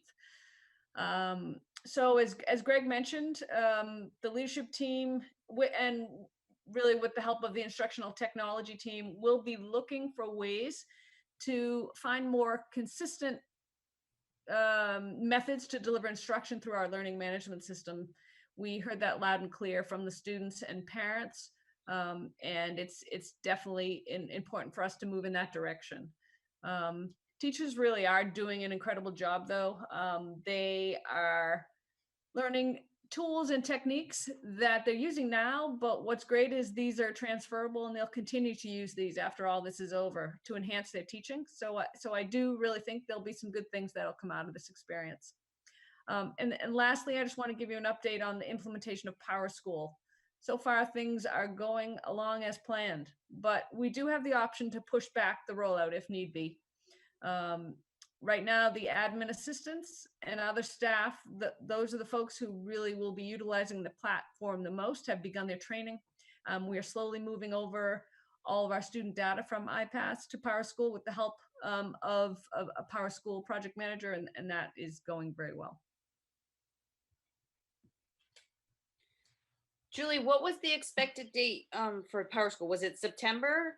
Was that the goal, or okay? So Well, you're I mean, saying that it could be pushed back, meaning like it can go like December like that, or you're saying push back meaning like July? Which No, way back? I don't know. Well, the start I date. never can remember that. Yeah, that's okay. The start date really is for us July 1. But we have the ability to pay and continue to use iPass in sort of 90-day increments. So we already are planning on another 90-day increment. So to have 2 systems, available at the same time, but we can continue to push those 90-day increments out if need be. The cost is not prohibitive for us to be able to do that. I mean, currently things, I don't see a reason, but we want to be prepared in the event that we would need to maybe push this out. So currently things are going along as planned, but we are mindful that things might need to, be held up. So we are planning for that. Thank you. Julie, I have a question. This is Paul Desmond. I'm wondering, right now we have the learning in schedules, with the lower grades and the middle grades and the high school all sequentially. I'm wondering if whatever platforms you're using would be able to support if we overlapped, if we decide that's a good idea. So I think the platforms themselves would be able to do that, but I think there's so much more that goes into that schedule than just the learning platforms, because they can access the learning platforms really 24/7. Greg, I don't know if you want to speak to the schedule and why we're Sure. doing I it think the way we are. to Paul's question around looking for overlaps of students who have families who have multiple students in multiple schools, and if there'd be conflicts in schedules, there is some calendaring tools that I don't think we've maximized in Canvas yet for this particular situation. But the primary design of the live learning sessions and the schedule is really so we weren't overlapping instruction as much as possible. The real-time instruction within ESPERO Connect 1.0, that was something we're hearing a lot from families. They were trying to manage multiple schedules that were inconsistent throughout the day, and it was another real challenging situation for families. This was our answer. Although not perfect, I think it does give some structure to families who have multiple children across multiple schools. Yeah, I can appreciate that. I've just been thinking about the question that Jessica asked and about the families who are struggling with this, and how to relieve some of the pressure. And it just struck me. I don't know if we would relieve it or not, but I wonder if more instruction time during the day would. And maybe using Fridays, it doesn't seem like people are using the office hours very much. But it was just a thought. I would think at least at the high school level, more time would be feasible, at least for the kids.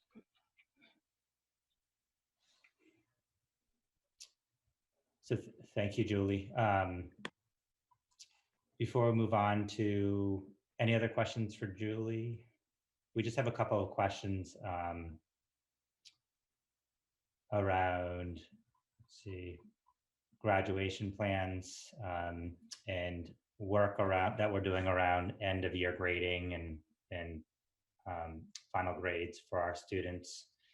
So in terms of graduation ceremony plans, so Angela Mall and Emily Philbin, the advisors for the senior class, have been working behind the scenes trying to create the best possible graduation ceremony for our seniors. The Algonquin leadership team, Andy McGowan and Dr. Walsh, have also really put a lot of thought into what this will look like.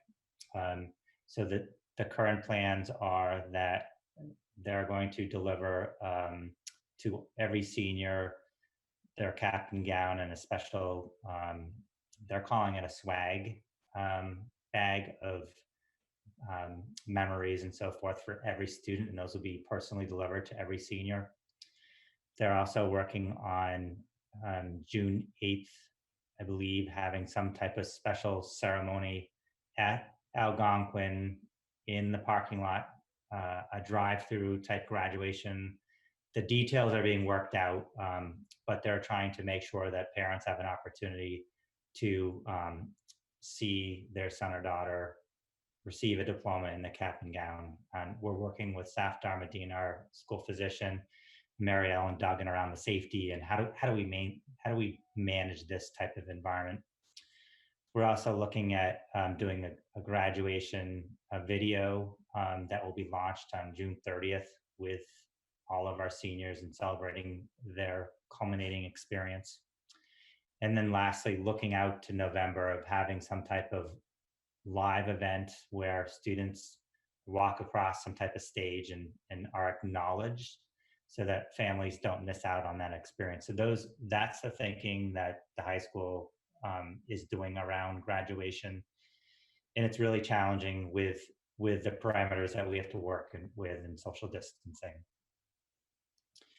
In regards to grading and what report cards will look like for the end of the year. So our guidance department and educators are looking at what that will look like. It's particularly more challenging at the middle school and high school levels, particularly at the high school level where the grade counts, it's part of the GPA and so forth. We don't have all of the answers. We were working up to May 4th and we had some preliminary plans around grading for the end of the year if we were expected to do remote learning through June 16th. A team is working on details and how to best come to a final solution. And that will be announced in the next couple of weeks. So parents and students are aware of what that looks like. And at the elementary level, again, those conversations are in place, but most likely will look more like a narrative piece where educators are commenting on students' progress to the best of their ability. So can I follow up with a couple of questions, I guess, because so there's no you don't think that there's a likelihood that we could, I don't know, perform something similar? I don't know if you saw it the other day. The Air Force Academy just graduated a class, and they had chairs set up in a field, 6 feet apart, and rows 6 feet apart, and I think that I'm pretty sure that half of a football field would probably cover our graduating class with those sorts of chairs, and we're not chasing that at all. So every idea was on the table, and we talked about those types of personal in-person events, and working closely with the leadership team and our Dr. Medina and Mary Ellen. I think the social distancing piece is the hard part, that it's a celebration. And, on a typical year with graduation, what the parking lots look like, the type of environment that exists. And we don't feel like we could maintain the requirements of, social distancing. And, we can't gather in groups of 10 yet because of so those parameters are still in place and are really restricting us from having a typical graduation ceremony. So they were looked at, but people weren't feeling comfortable that we could do that type of event. That's a shame.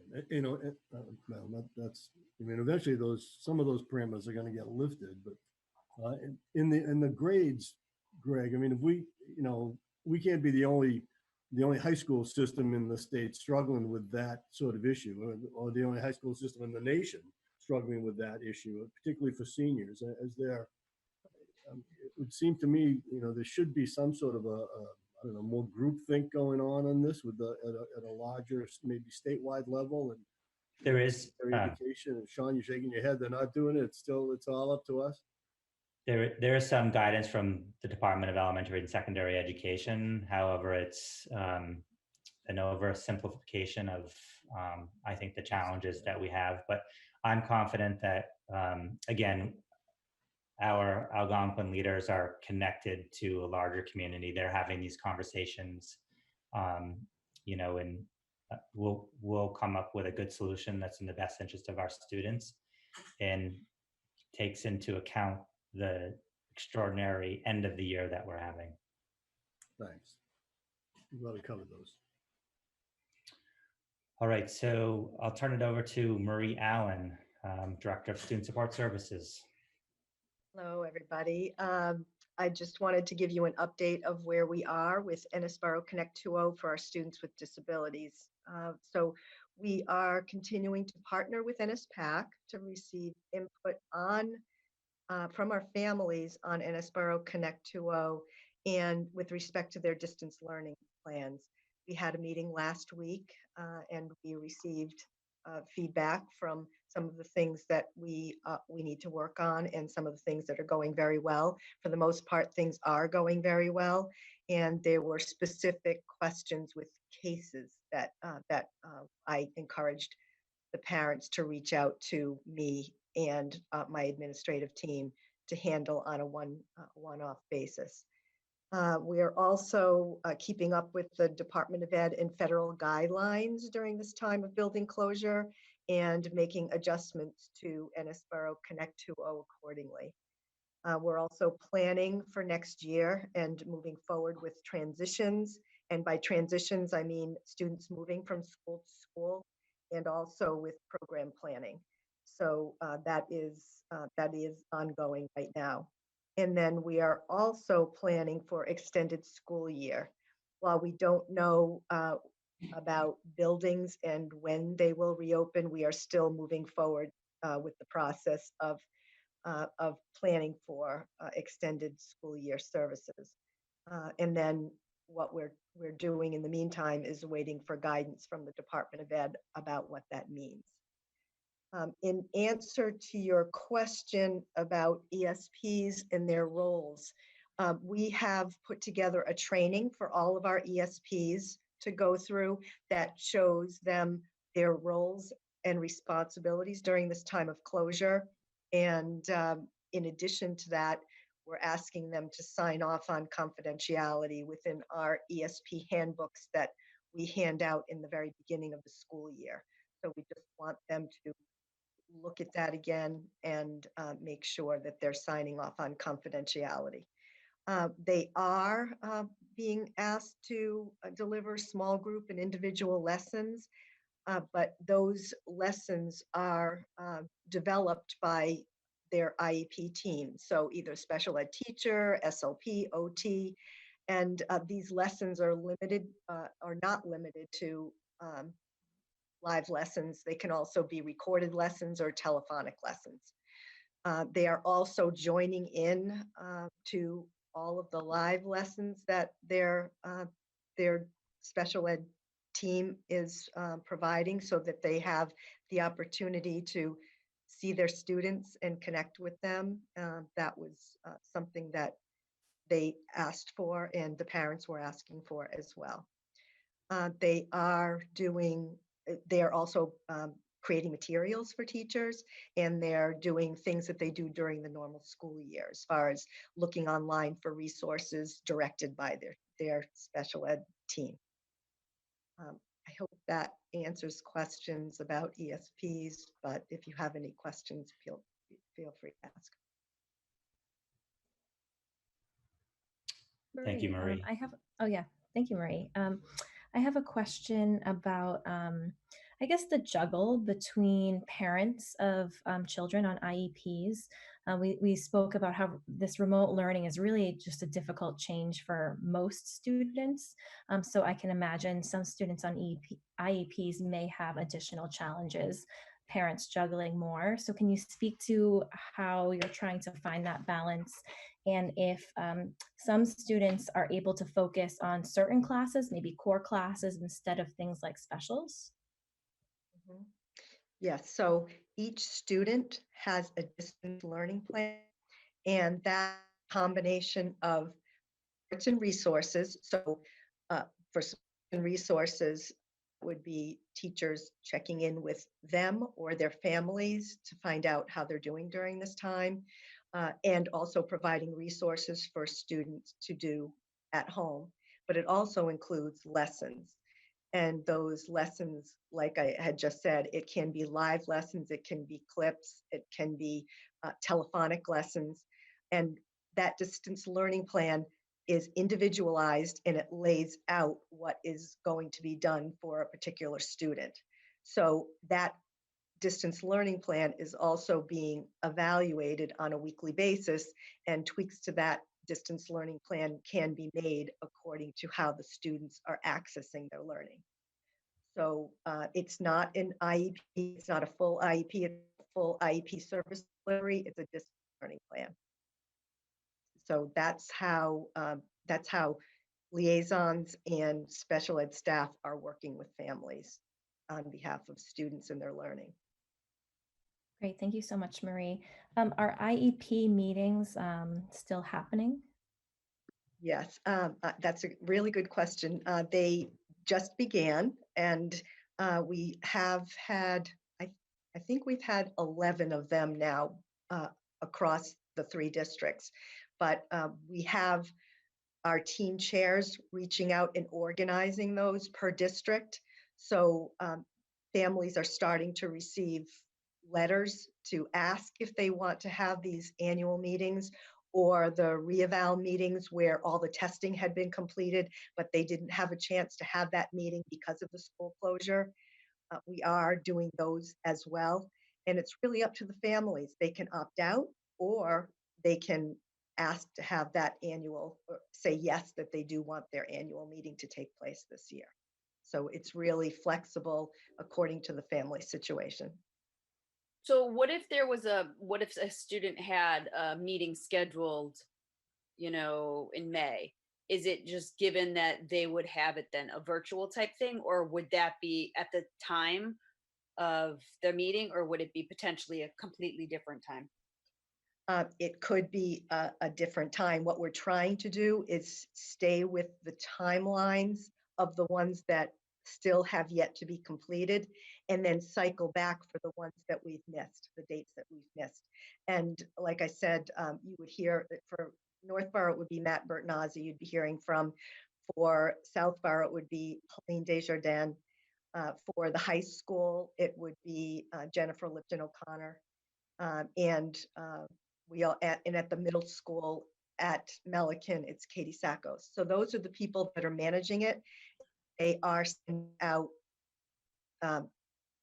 emails to begin with to reach out to the families, say, would you like to schedule your annual meeting?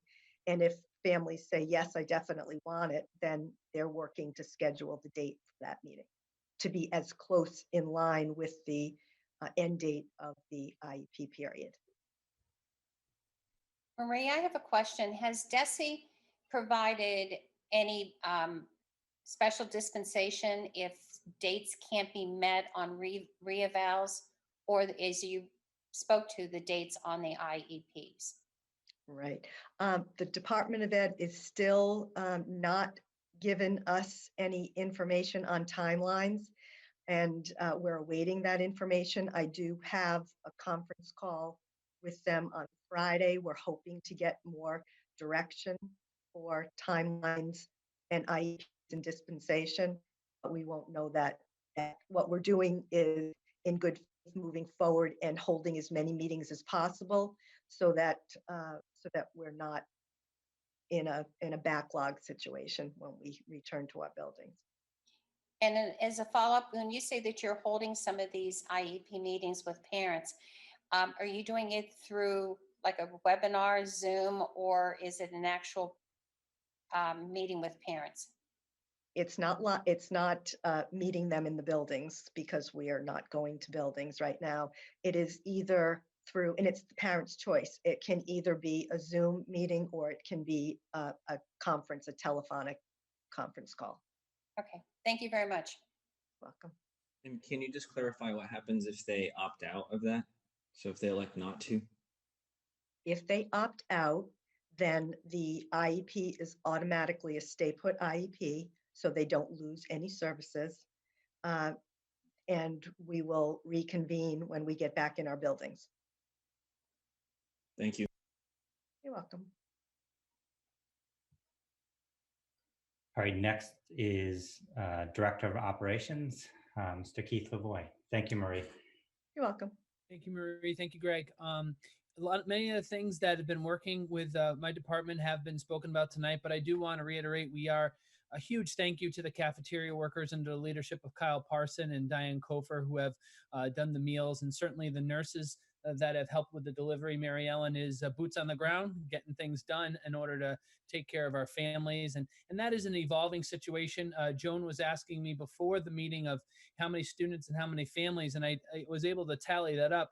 We are serving over 320 students, and which equals 165 families between the two districts with the program. And then just in the last week, that has expanded up about 20 to 25 families. We're seeing that bump up a little bit. Not quite sure why. Obviously, the extended closure is paying into that, but that's where we are.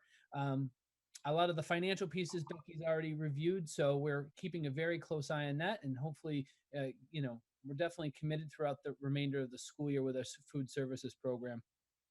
The facilities, which has also been mentioned, we are making a plan right now to get our custodians back in the building safely. I'm going to be meeting very shortly with Greg and Mary Ellen and Heather Richards about what that would mean for these employees and making sure that we're taking all the precautions necessary. And then kind of dovetailed with that is the opportunity for teachers and students to get back into the schools. With the stay-at-home order extended to May 18th, that's really freezed a lot of our planning that we wanted to do, but we are certainly committed to getting that done before what would be the end of the school year. So the window's getting tighter, but the plans are also coming together nicely. So we hope to have something ready to go as soon as those orders are lifted. Greg or Keith, I'm not sure which one of you, with Tom Mather leaving or left, I know, Greg, you were talking about potentially having the position go to like a town type position. Has there been any more movement on that? So Keith and I and Becky have been having conversations around fiscal year 21 and all of the unknowns. I think what we do know is that it's going to be an extremely challenging fiscal year in FY21. And we're looking at all ways to save money and expenses. And we're looking at every position in a different lens. And that is one position we're really looking at. How can we ensure that the work gets done? But is there an opportunity to have a cost savings at the same time? We haven't landed on a solution yet. Keith has conducted interviews in terms of finding the next facilities manager for Northborough, but we're still in budget conversations. We have budget conversations tomorrow. We're meeting with operational budget subcommittees, with the school committees next week.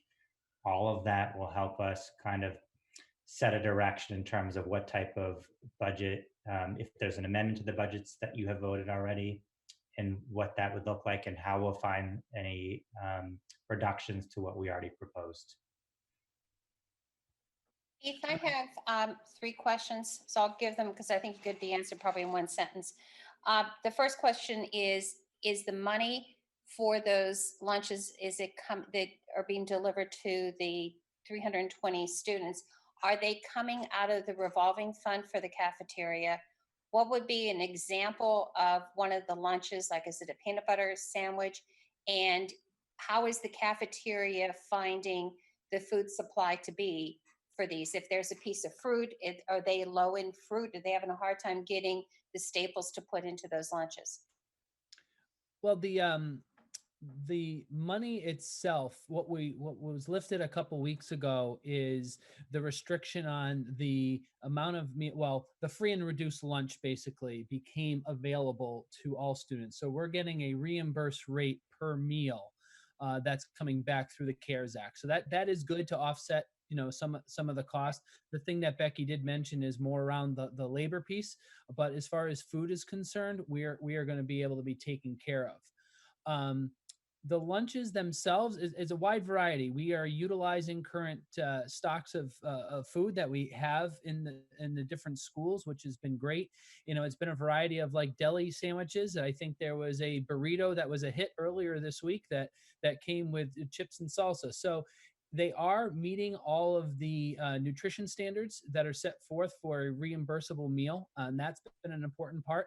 They have been thankfully pretty surprised that the supplies have been there for what they have needed. They have not come to me with any type of alarm where they can't get fruit or vegetables or things like that. They are able to get the supplies that they would need to provide these meals.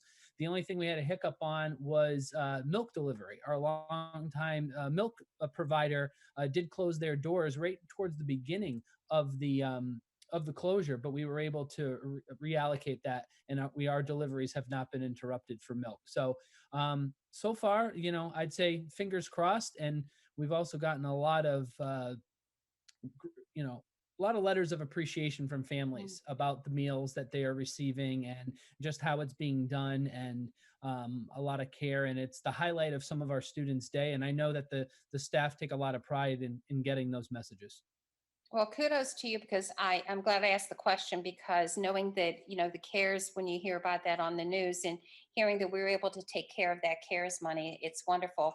And it's also good I think that this district always does one better and always tries to improve and think of the students all the time. And I think this is wonderful to do it. And it just shows what a wonderful school community we are. So thank you to the administration, and thank you to Keith. Thank you for doing it. I'd say thank you, Joan. And the other thing I'd like to add, and this was a decision that was made early, is we didn't just want to provide the meals to students that were on free and reduced lunch, because we did forecast that the hardship on families was going to increase, and we have seen that. So, we are certainly servicing families that are beyond our free and reduced lunch list, and also making sure that those that were on those free and reduced lunch lists are being taken care of. So there is a lot of consideration being given for all the families involved. Super, thanks. Thank you so much. Welcome. Greg, can I just ask a quick question? Yes. Sure. When it comes to opening the schools for the kids to come in there and clean their stuff out, are you also going to have them bring all of their books back that they have from the schools? Yeah, so that is something that we have discussed. How do we get the books returned and so forth? So that will be part of the protocol once we come back into the buildings. Just how Greg's going to get Lynn's gift, he's going to teleport it to her. We're just going to have it teleported back to us. It's going to be easy. We'll figure it out. I don't want to pay any more money in book fees. Oh, sorry. Senior obligations, Kathy, is that what you're talking about? I was cleaning out the pickup truck the other day, and I just found a bunch of textbooks. So I just want to know how I can get it back to you. You can scan those back to us, Kathy. Scan them, yeah.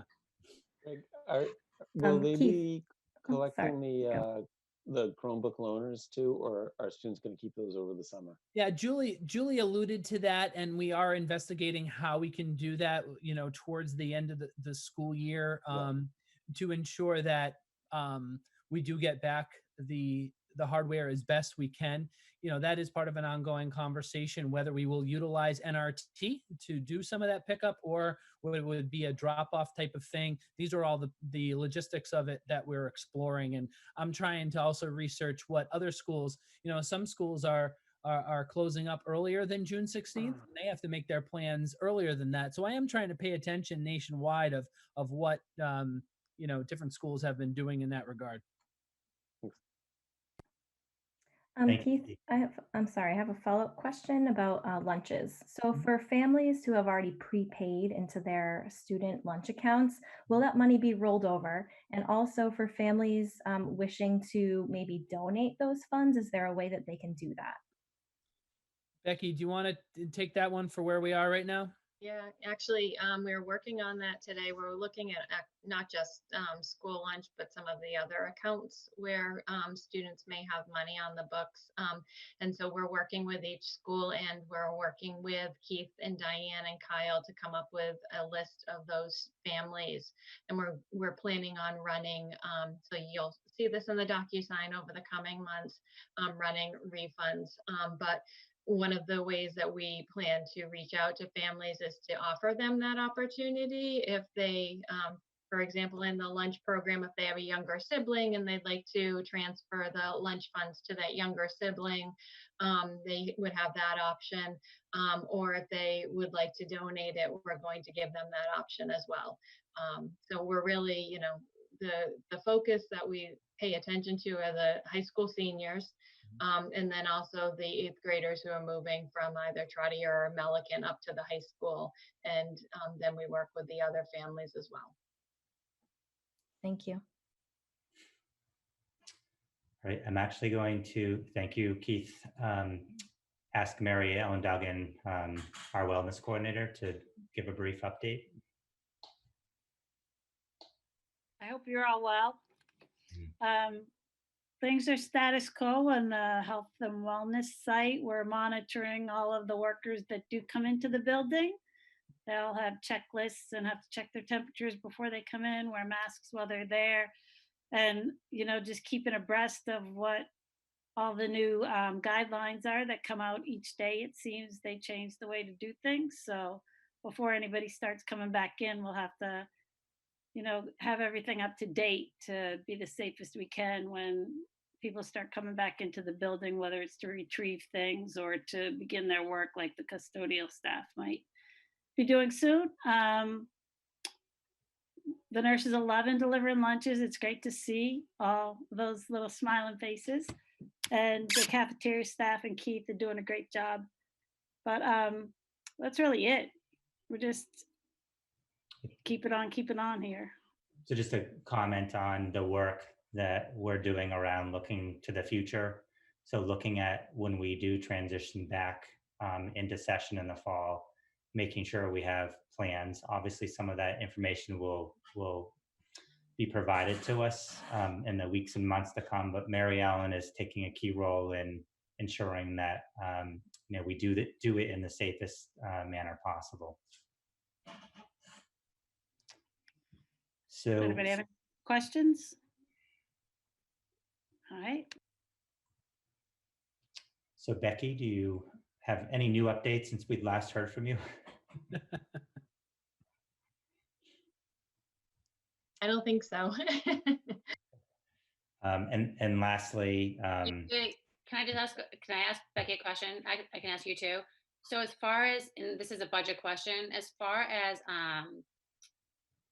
the high school coaches, since they're not doing anything, are we getting that money or not? Are we saving that money or not? So that's actually a conversation that we had planned to have with the regional school committee at the next planned school committee meeting. Yeah.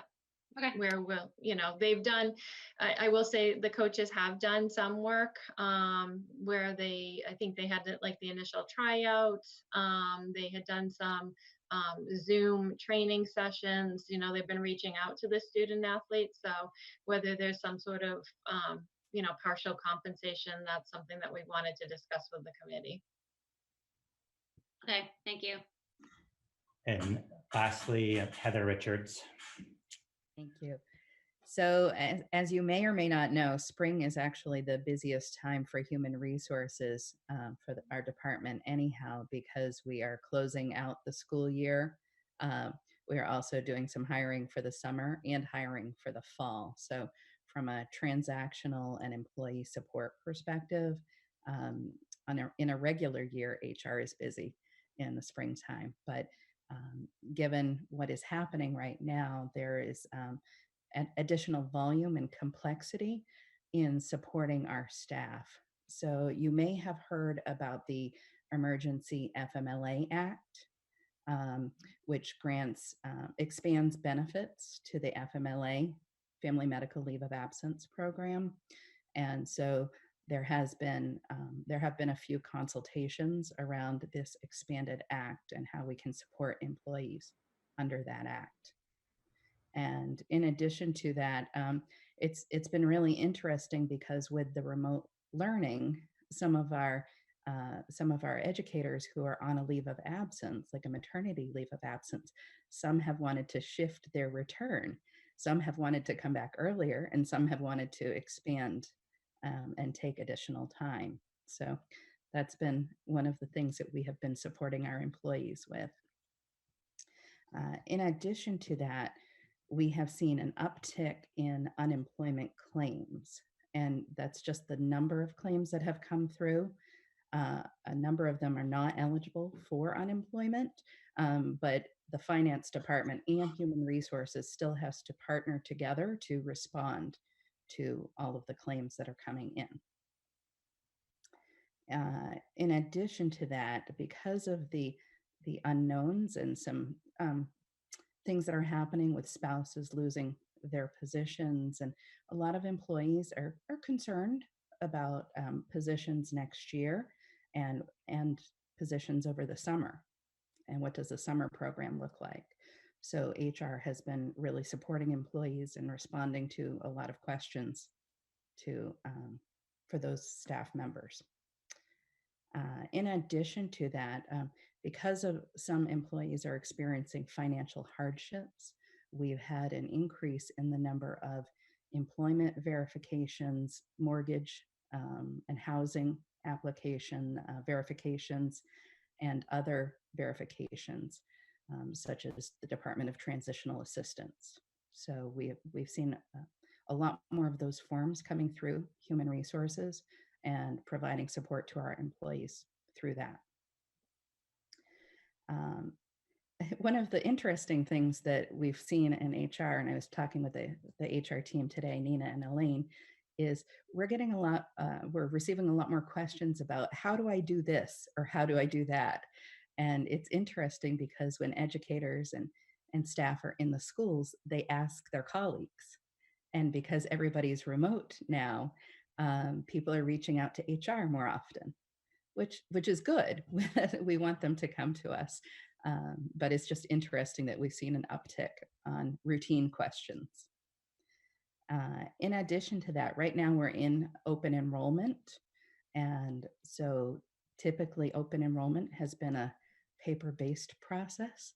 And we have really tried to move away from paper as much as possible right now with working remotely. So we are really trying to make that an electronic process and asking employees to send their benefits forms and open enrollment forms to HR on an electronic basis.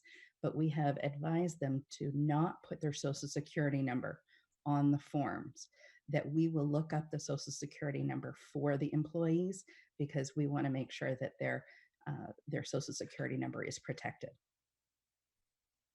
So those are the few of the ways that HR is supporting our staff members during this COVID-19 crisis. So I'll just end with a general comment.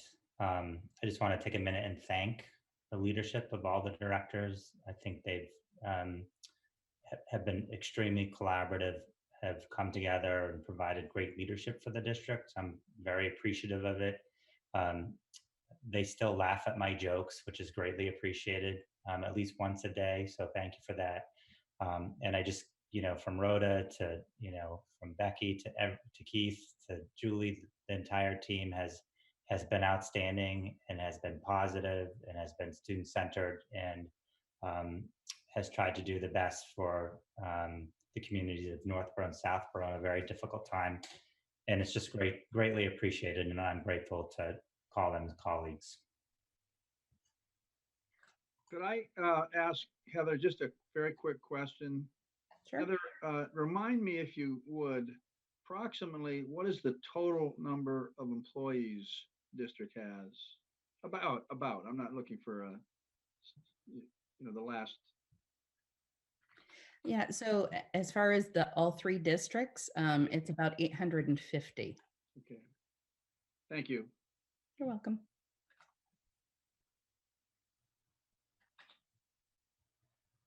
Thank you guys. That was awesome. That was a great update. And we appreciate, as a school committee member, but even as a parent, I appreciate everything that you guys are doing, because I know it's not easy on us as parents, and I know it's not easy on you guys either. So thank you very much for what you guys are doing. So the next thing we need to do is the action of minutes. So we have to vote. Yeah. Can I interject? When I'm looking through the linked PowerPoint, there is 3 last slides to talk about the preschool revolving account overview.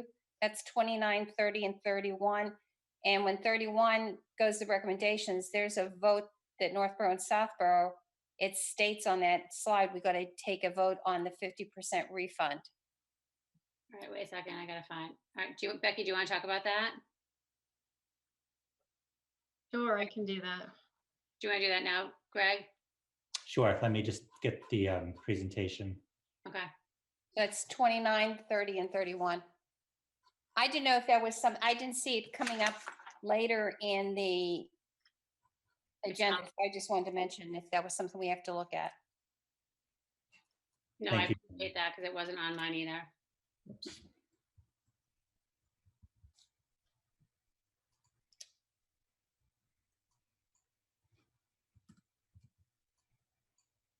Hang on one second.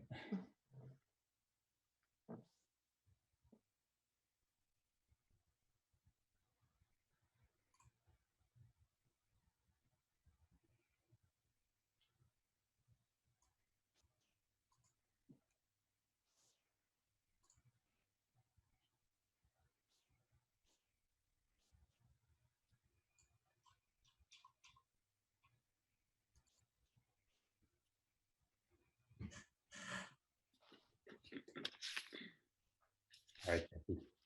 Okay, so the preschool revolving account and the tuitions that are paid into that is one of the refunds that we're looking at for families. We have multiple sessions and multiple programs going on in the preschool, and these are continuing during the closure. The staff is continuing to work. They are providing educational opportunities for our youngest learners. And so I wanted to present this to the school committee for their consideration tonight. You can see what our projections were for the preschool revolving account. Those are on the left. Had everything been ideal.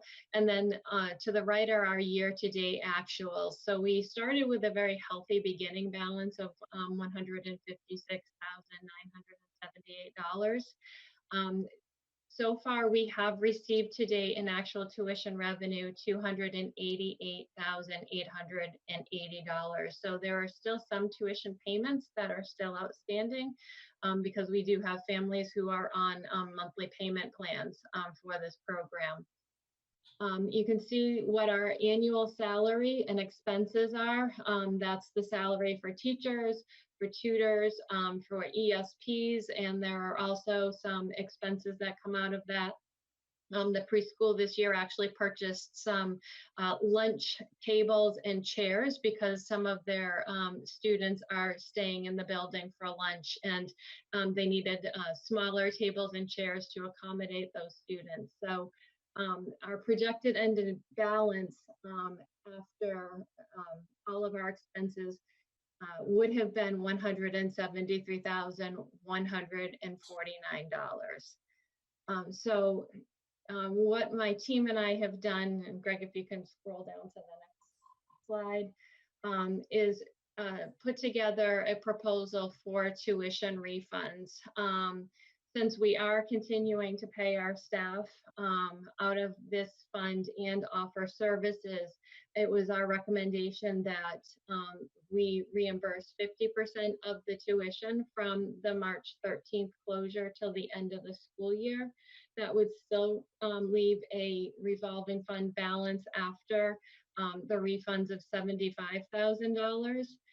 That would allow the preschool to have a healthy starting budget at the beginning of the year so that we can ensure that we are able to continue to pay staff through that and also purchase any supplies that are needed for the school year. So we have continued to pay and our staff from that revolving account. So I would, if there are any questions about the preschool, be willing to answer those questions.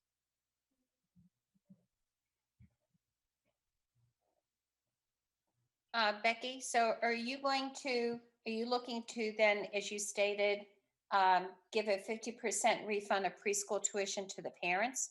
Yes. Come back? Yes, for the closure period. Okay. What's the starting date again? March 13th. So do you need, your recommendation was you need a vote from Northborough K-8 and Southborough K-8, right? Yes, so that we're consistent since it spans both districts. So I'll make that motion for Northborough K-8 to authorize a 50% refund of preschool tuition. All right, so Joan, you're making a motion. For Northborough, do I have a second? Keith LaBelle, second. All right, so I have Keith second. Southborough. I'll make the motion for Southborough. Okay, so Roger for Southborough, then I need a second.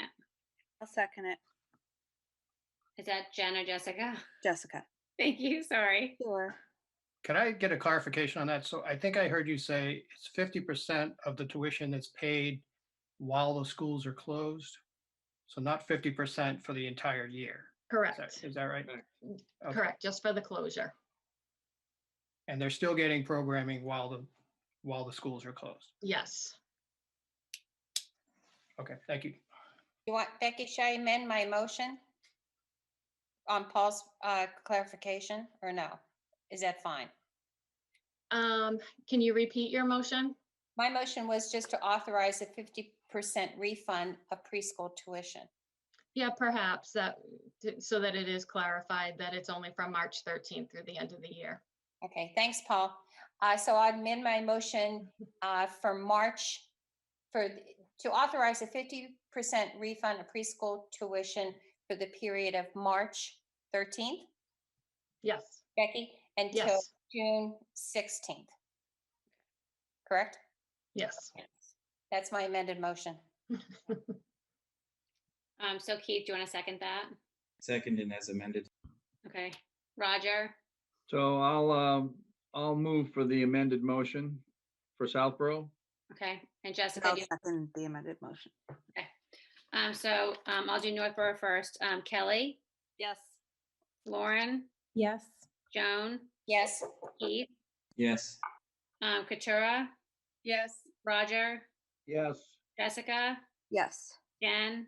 Yes. And Paul Desmond. Yes. Okay. Thank you, Joan, for bringing that up, by the way. That's okay. Thanks Paul, for the clarification. Okay, so our next is the actions on the minute to vote and approve the combined special meetings of March 30th and April 9th. So move for the region. All right, so I have Dan, motion for the region. I'll second that. All right, Paul Bucka, second. So moved for Northborough. I have Joan for Northborough. Keith LaBelle, seconds for Northborough. I have Keith, and then Southborough. So move for Southborough. Okay, I've Second, this is Paul. got Paul Desmond, second. Okay, I'll start with region. Kathy Key, yes. Kathleen Palechko. Yes. Kathleen Howland. Yes. Sean O'Shea. Yes. Paul Desmond. Yes. Paul Bucka. Yes. Lauren Bailey. Yes. Joan Frank. Yes. Lynn Winter. Yes. Dan Kalenda. Yes. Kelly. Yes. Lauren. Yes. Joan. Yes. Keith. Yes. Katura. Yes. Roger. Yes. Jessica. Yes. Jen. Yes. And Paul Desmond. Yes. Kathy, you'll need a union vote. Oh, all right, sorry. All right, so I need a motion from the union as well. So move for the union. This is Keith. Okay. Second, Paul. Paul Desmond. Okay, so first by Keith, motion by Keith and then Paul Desmond. So Kelly, Yes. Keith, Yes. Roger, Yes. Katura, Yes. Paul Desmond. Yes. All right. Personnel report. So next is an update on the Algonquin Regional High School principal search, and I'll have Heather Richards give a brief update. Thank you. So the high school principal position was posted at the end of February, and we received a number of applications. And so this process was was very similar to the assistant superintendent search, where we had two different committees. We had an initial committee to review resumes and select candidates to interview. And then we had a semifinalist committee as well. So in the initial or actually with those committees, the committees had students, educators, department chairs in the committee, parents, Algonquin staff, administrators, and school committee members. So there were different stakeholders in each of those committees. And so one of the things before we actually got into the committee phase was we sent out a survey and asked students and parents and staff what they wanted to see in a new leader at the high school. And we heard some common themes, but really what everybody is looking for is an experienced leader who builds professional and community connections. That's the essence of what people want to see in a new leader.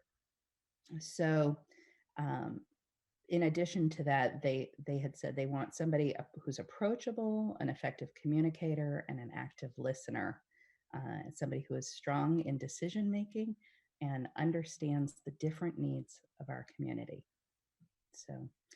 So the first committee went through all of the resumes and applications, went through the interview process, and selected 3 semifinalists.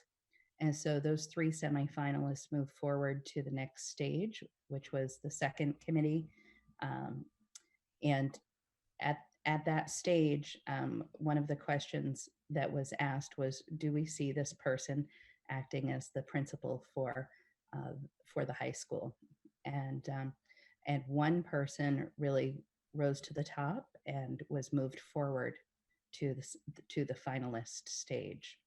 And that person was announced yesterday in an invitation to the community and to the leadership team and to the high school students and staff. There is going to be an interview forum similar to what we did for the assistant superintendent position.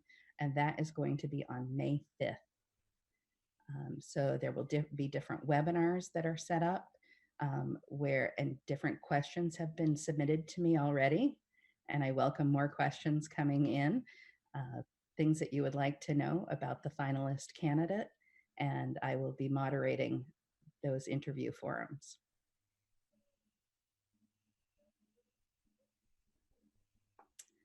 So that's really the update that we have right now.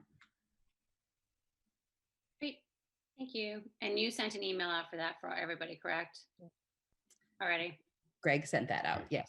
Perfect, thank you. Does anyone have any questions? Okay. So the next is the distribution of the approved policy establishing and acting superintendent G350. So Greg. So that's in your packet for distribution. And just a quick comment, we did, and instead of creating a new policy manual for superintendency union number 3, we're placing this policy in each of the 3 policy manuals. So it's referenced in those 3 manuals, the region, Northborough, and Southborough. And it's all the same one? It's the same policy, yes. Okay. So the next is the school committee meeting dates for 2020, 2021. Just for your review, and I can guarantee you that none of them will be remote. Well, at least that's my hope. I can't guarantee anything. Do we need to vote on this? No, it's just for your information. And if you can review the dates just to make sure there's not an overlap of a meeting date on a holiday or so forth. Okay. And then the next is school improvement plans. So one of the goals this year has been to... Greg, I'm sorry. The meeting dates, the one question I had was, we were discussing in Northborough about the time change. I didn't know if that needed to be on that or... Yeah, so I can definitely follow up with Susan Lawrence and also touch base with Cheryl Lepre and I'll also add it to the agenda for next week's Northborough meeting. So this year one of our goals has been to kind of reevaluate the school improvement plan process and make sure there's alignment between the strategic plan improvement process and what's happening at the school level. So we had a collaborative team, pre-K through 12, come together and lead this work. And this evening, they're going to present their work and their ideas for the committee's information. And presenting this evening is Alana Sierra, who is the principal at Proctor School, Kathleen Valente, who is the principal at Neary School, and Stephanie Reinhorn. So they are going to provide an overview of the work that the committee completed and a plan to move forward in terms of the improvement plans. So turn it over to Stephanie, Kathleen, and Alana. Thank you, Greg. I'll just let you get the slides up first.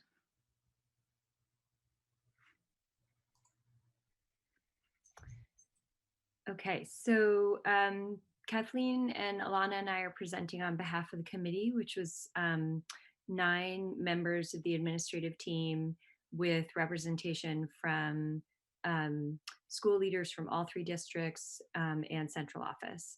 And then the committee presented to the entire administrative team and got feedback and have gone back and forth in that way as well. Next slide. So the goals that this committee was pursuing, as Greg said, we were looking to align the strategic planning and the school improvement planning processes, both in terms of timing and content. So we'll talk in more detail about that. We also were looking to lengthen the duration of the plans, but allow for agility and adjustments during the course of a plan. So a longer total amount of time, but the ability to have some flexibility. And there was also a goal to have a more data-driven process for school improvement planning. And finally, there was a lot of energy among the school leaders that they wanted a process that allowed for more opportunities for alignment and collaboration in their improvement efforts across the schools.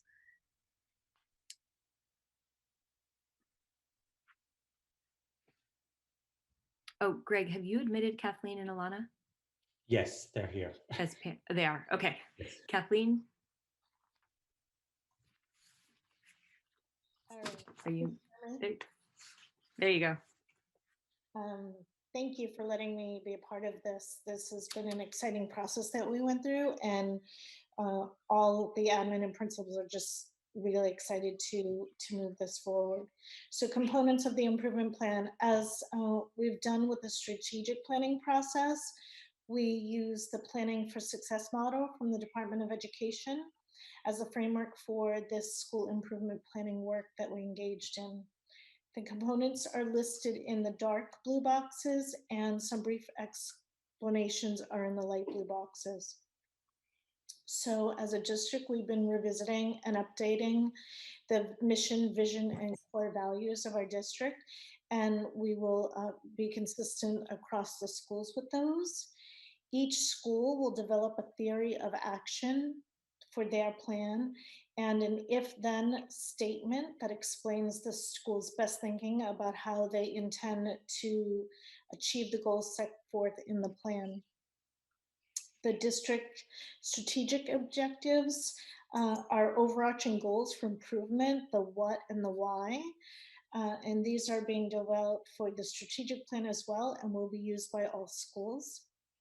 The strategic initiatives, each school will develop the projects and programs they will undertake to support the district's strategic objectives. And the outcomes will include both short and long-term goals and ways to measure progress within them. And then the action plan will be specific actions a school will take, and it will share more information about this in future slides. Greg, if you can just move to the next slide. So the process for authoring a school improvement plan, the process is primarily based, again, on the Planning for Success model. In step one, we'll revisit the vision, mission, and core values and possibly use it as a time to build shared understanding of these aspects of our work. In step two is data analysis, and this will be to assess the current work in the school, analyzing various types of data, including but not limited to the measure from previous plans, the measurement that we used in previous plans. Step three will be to develop a theory of action, the if-then statement, and strategic initiatives. And this is about determining how each school will pursue the goals and articulate that are articulated in the strategic objectives. Step four will be to create an action plan. And this specific steps are about defining who will do what, by when, and defining professional learning, professional development needs, as well as budgetary impacts. And then our final step will be determining how we will measure the progress in both the short-term and the long-term goals. Next slide, please. So Kathleen mentioned that one component of the plan is the action plan. So just to say a little bit more about that, the proposal is that the action plans would be updated annually. So even if it was not an authoring year, a year when the school was writing a whole new plan, they would be updating their action plan. So they'd be revisiting the strategic objectives, updating the action steps, which might entail communicating what progress has been made so far, or where they stand. It might be saying that a particular action step is completed. It might include creating new action steps. They would also be looking at providing early evidence of change, which is those short-term outcomes, and updating professional learning plans.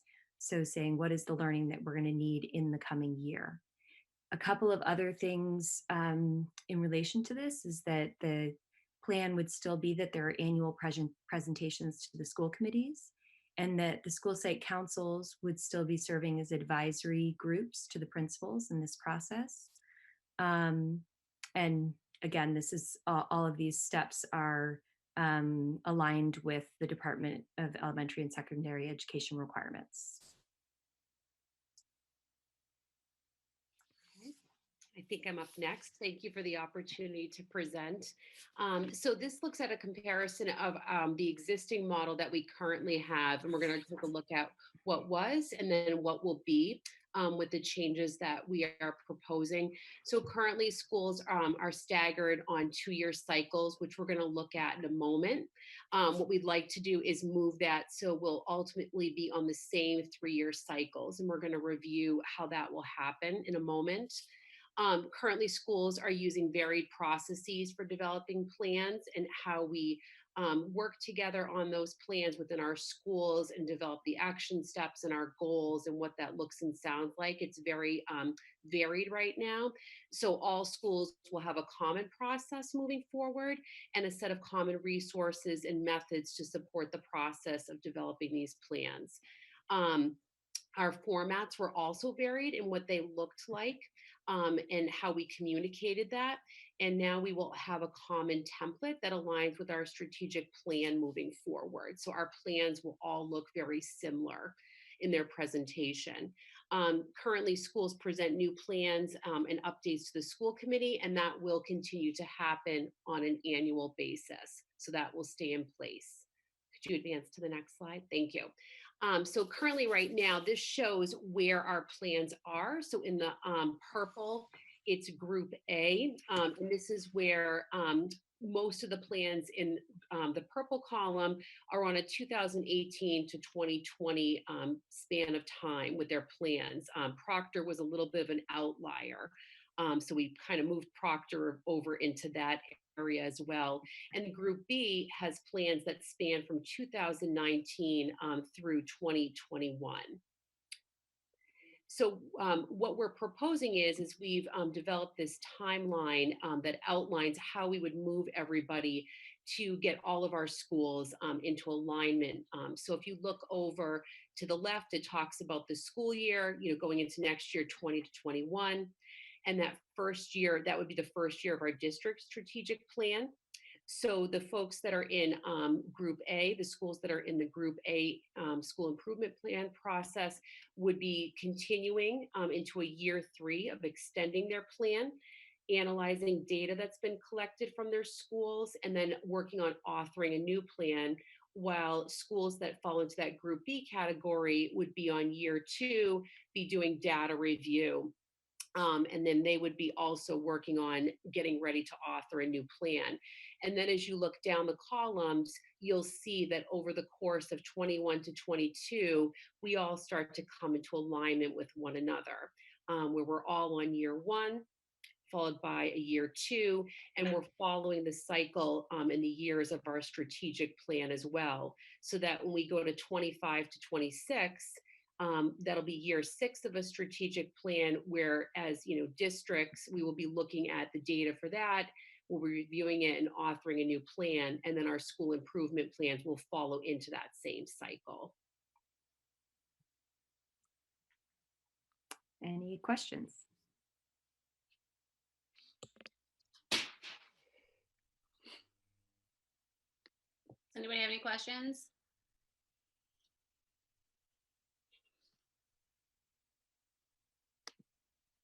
No?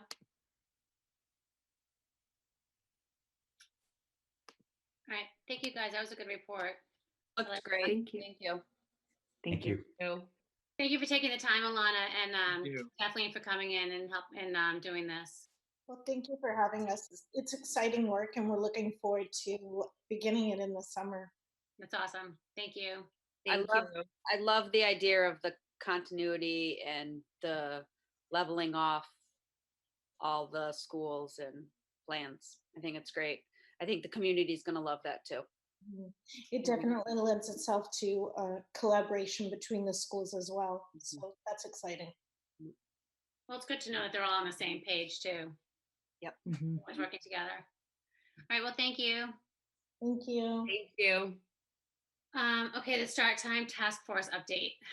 So give a quick update on the start time task force. Had a meeting recently to talk about a potential solution for starting at the high school start time later. We have a scenario that we're vetting with NRT, and our transportation and registrar administrator, Jean Pinto. So Keith is working very closely on this particular model. We think it has merit, and basically the gist of the overall model is that high school and middle school start times would align, and middle school and high school students would ride on the bus together. And this would have minimal impact on the start times at our middle schools and elementary schools.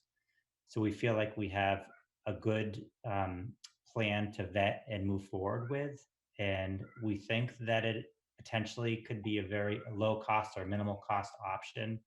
And the plan is still to implement in the fall of 21. And the goal is to provide the committee with an update in June of what it looks like and what the thinking is and what we'll need to move forward with that plan. And Kathleen, I'm not sure if you have anything to add. Nope, that was basically the good wrap up. Thank you. Greg, I have one question. You mentioned in the brief written statement here that you're going to seek community and educator input on the proposed scenario. So will this be going out to the parents, and would one of the questions be something around and letting the parents know that middle school students would be with high school students and to get their feedback on their viewpoint of that? Correct. So we had a three-stage process. So we are in the third stage where we'll seek educator input and feedback, community input and feedback, and look for any obstacles or roadblocks and try to adjust accordingly. And again, that task is going to happen before the presentation to the larger committees in June. I think that's a good point, especially to get the parents' feedback in case there should be any repercussions that would happen afterwards. You're giving them, the ability to state it now before. I like that idea. Thank you. And I'll second Joan. I think you're absolutely right. And you have to get that, not just, you're right, feedback, but input in advance before obviously any decision is proposed. Having high schoolers and middle schoolers together on the same bus may be a great idea. For some parents, it may be an awful idea. So to get, like you've done, Greg, those surveys you've done recently, where we've gotten thousands of people responding. And I think the most recent one was whether or not to have the April vacation. And that was really helpful for us to be able to gauge community input. So again, like Joan was saying, to the extent you can do something strikingly similar to that for this initiative, I think that'll be helpful. Would there be less or more buses, or is that unsure yet? Because I know there was a difference of, the high schools, a lot of the times the high school buses were running less to full. So the 32 buses are what we've used to form our calculation. We've collected ridership data over the past prior to closure. So we have some good ridership data. And the scenario is 32 buses. And there's a question that we have is, do we need 32 buses? But right now, 32 is the maximum number. And we're trying to reduce tiers. So, again, currently, as you know, if a bus starts at Algonquin late, the ripple effect all the way to, let's say, Finn School is significant because it's just compounded over every tier that exists. So it would be minimizing tiers too. But surveying, getting feedback, and having a thorough plan in place for the committee is the next step. Greg, isn't there some sort of a law surrounding regional high schools that say we have to have a seat for every potential student that would take a bus? And isn't that what's driving all these empty buses that Kelly was just talking about? Correct. So we have to route all of our regional students per Mass General Law. And to seek regional transportation reimbursement, they all have to go to the high school and have high school students. So that is a requirement that we have. Greg, is it too early to say how much time we're talking about here? So no, I think it's 8 o'clock is the target time for the high school. Thank you. And Keith, I'm not sure if you have anything you would like to add. Nothing more other than, we are investigating all the different options. We are working with our software company as well to make sure we get the routing right and accurate. And it will be something that we need to vet completely before June and get some really solid recommendations in place. And the only other comment that I'll share is Keith's working on a bus registration with some type of fob access of some sort so that we can better track data of the ridership. And again, we route every student who attends Algonquin Regional High School at the launch of every year. And this will provide us better data and routing because we know that not all of our students actually ride the buses. So it'll make the work more efficient. That's the goal. Love hearing this. I've been wanting this for a long time. So Keith is on it. 1 year too late for me to sleep in. Well, you can sleep in every day now. Now I actually can, but it would have been nice this year. Sorry, Kathy. Yeah, exactly. Anyways, so our next is the strategic plan update. So just a brief update on the strategic plan process. We have a draft plan that we're finalizing. We have an authoring team that is working. We're finalizing the rough draft this Friday, and we have a strategic plan steering committee that we're going to share the plan with on Monday. And again, we're going to send the plan out to educators, families, and key stakeholders to get feedback. That will be brought back to the authoring team to finalize. And then the final strategic plan will be provided as a presentation to the school committee in June. Perfect.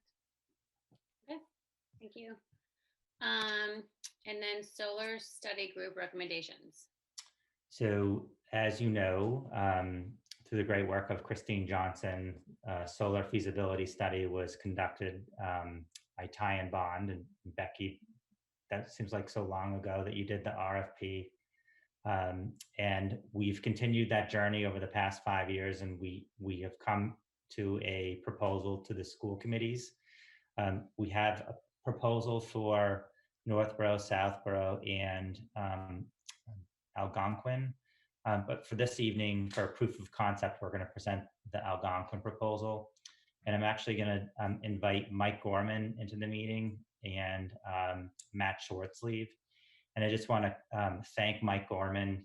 I think earlier on in the year, I tasked Mike to do some research and actually take this work on, and he has. And with Keith's addition to the work, we've really made some headway. So they're going to present that work tonight. So I'm just going to invite Mike into the meeting, as well as another guest speaker. So Keith, I'll turn it over to you. Awesome. Thank you, Greg. Will you be giving me the hosting duties so I can pull up the presentation? You've got it. Hang on. I promise to give them back just like Becky did. Now that we're at the end of the agenda, of course. Right. Hang on 1 second. Sure. Hi, Matt. How are you? Okay, thank you. Good. Michael, are you there?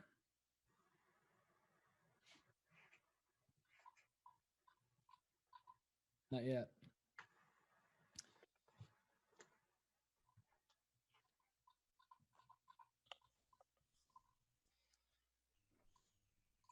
He's in, he's muted. Ah. How about now? Oh, there he is. All right. All right, sorry about that, guys. No problem.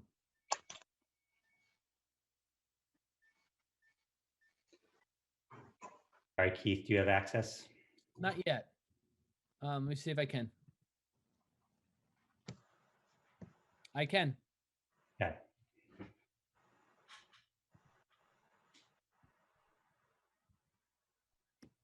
Awesome. So like Greg had mentioned, we do have a recommendation tonight for the school committees to consider, and this is actually more directed towards the regional, but the reason why we wanted to do it at the combined is because there are some interesting propositions perhaps down the road for some work in the Northborough schools and the Southborough schools. But like Greg said, for a proof of concept, we're going to start with Algonquin.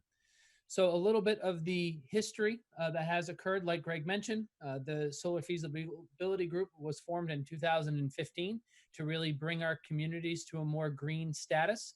We haven't just done that with our solar research. We have also done that through other energy efficiency measures in partnership with the towns of Northborough and Southborough, which included lighting fixtures in Southborough and some variable drives in Algonquin. And at present, we're working with a contractor to get some variable drives in the Northborough schools, which really help the efficiency of our HVAC units. And this has been a huge measure, and also another compliment to Mike Gorman for his work in this area. He's helping get that work done now in the Northborough schools after Algonquin was completed.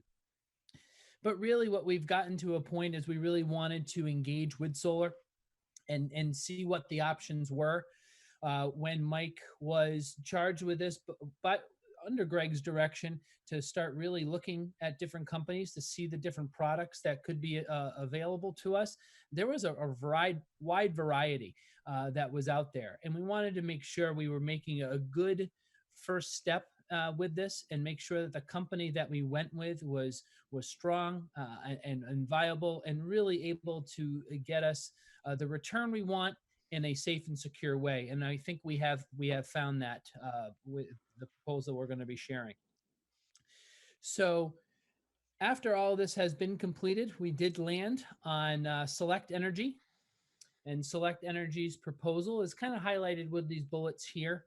It is worth noting that, and it is mentioned at a future slide, that the proposal and contract has been vetted by council, and we are ready to roll, which is a great thing. It's a great way to end this long meeting with it's been a long-standing goal of this group to move solar forward, and now we think we really have a viable option. So as the proposal highlight says, that we would like to get into a power purchasing agreement with Select Energy. This utilizes the collaboration of purchasing through poweroptions.org, which is a buying consortium which connects 400 public entities and nonprofits to offer competitively procured solar programs.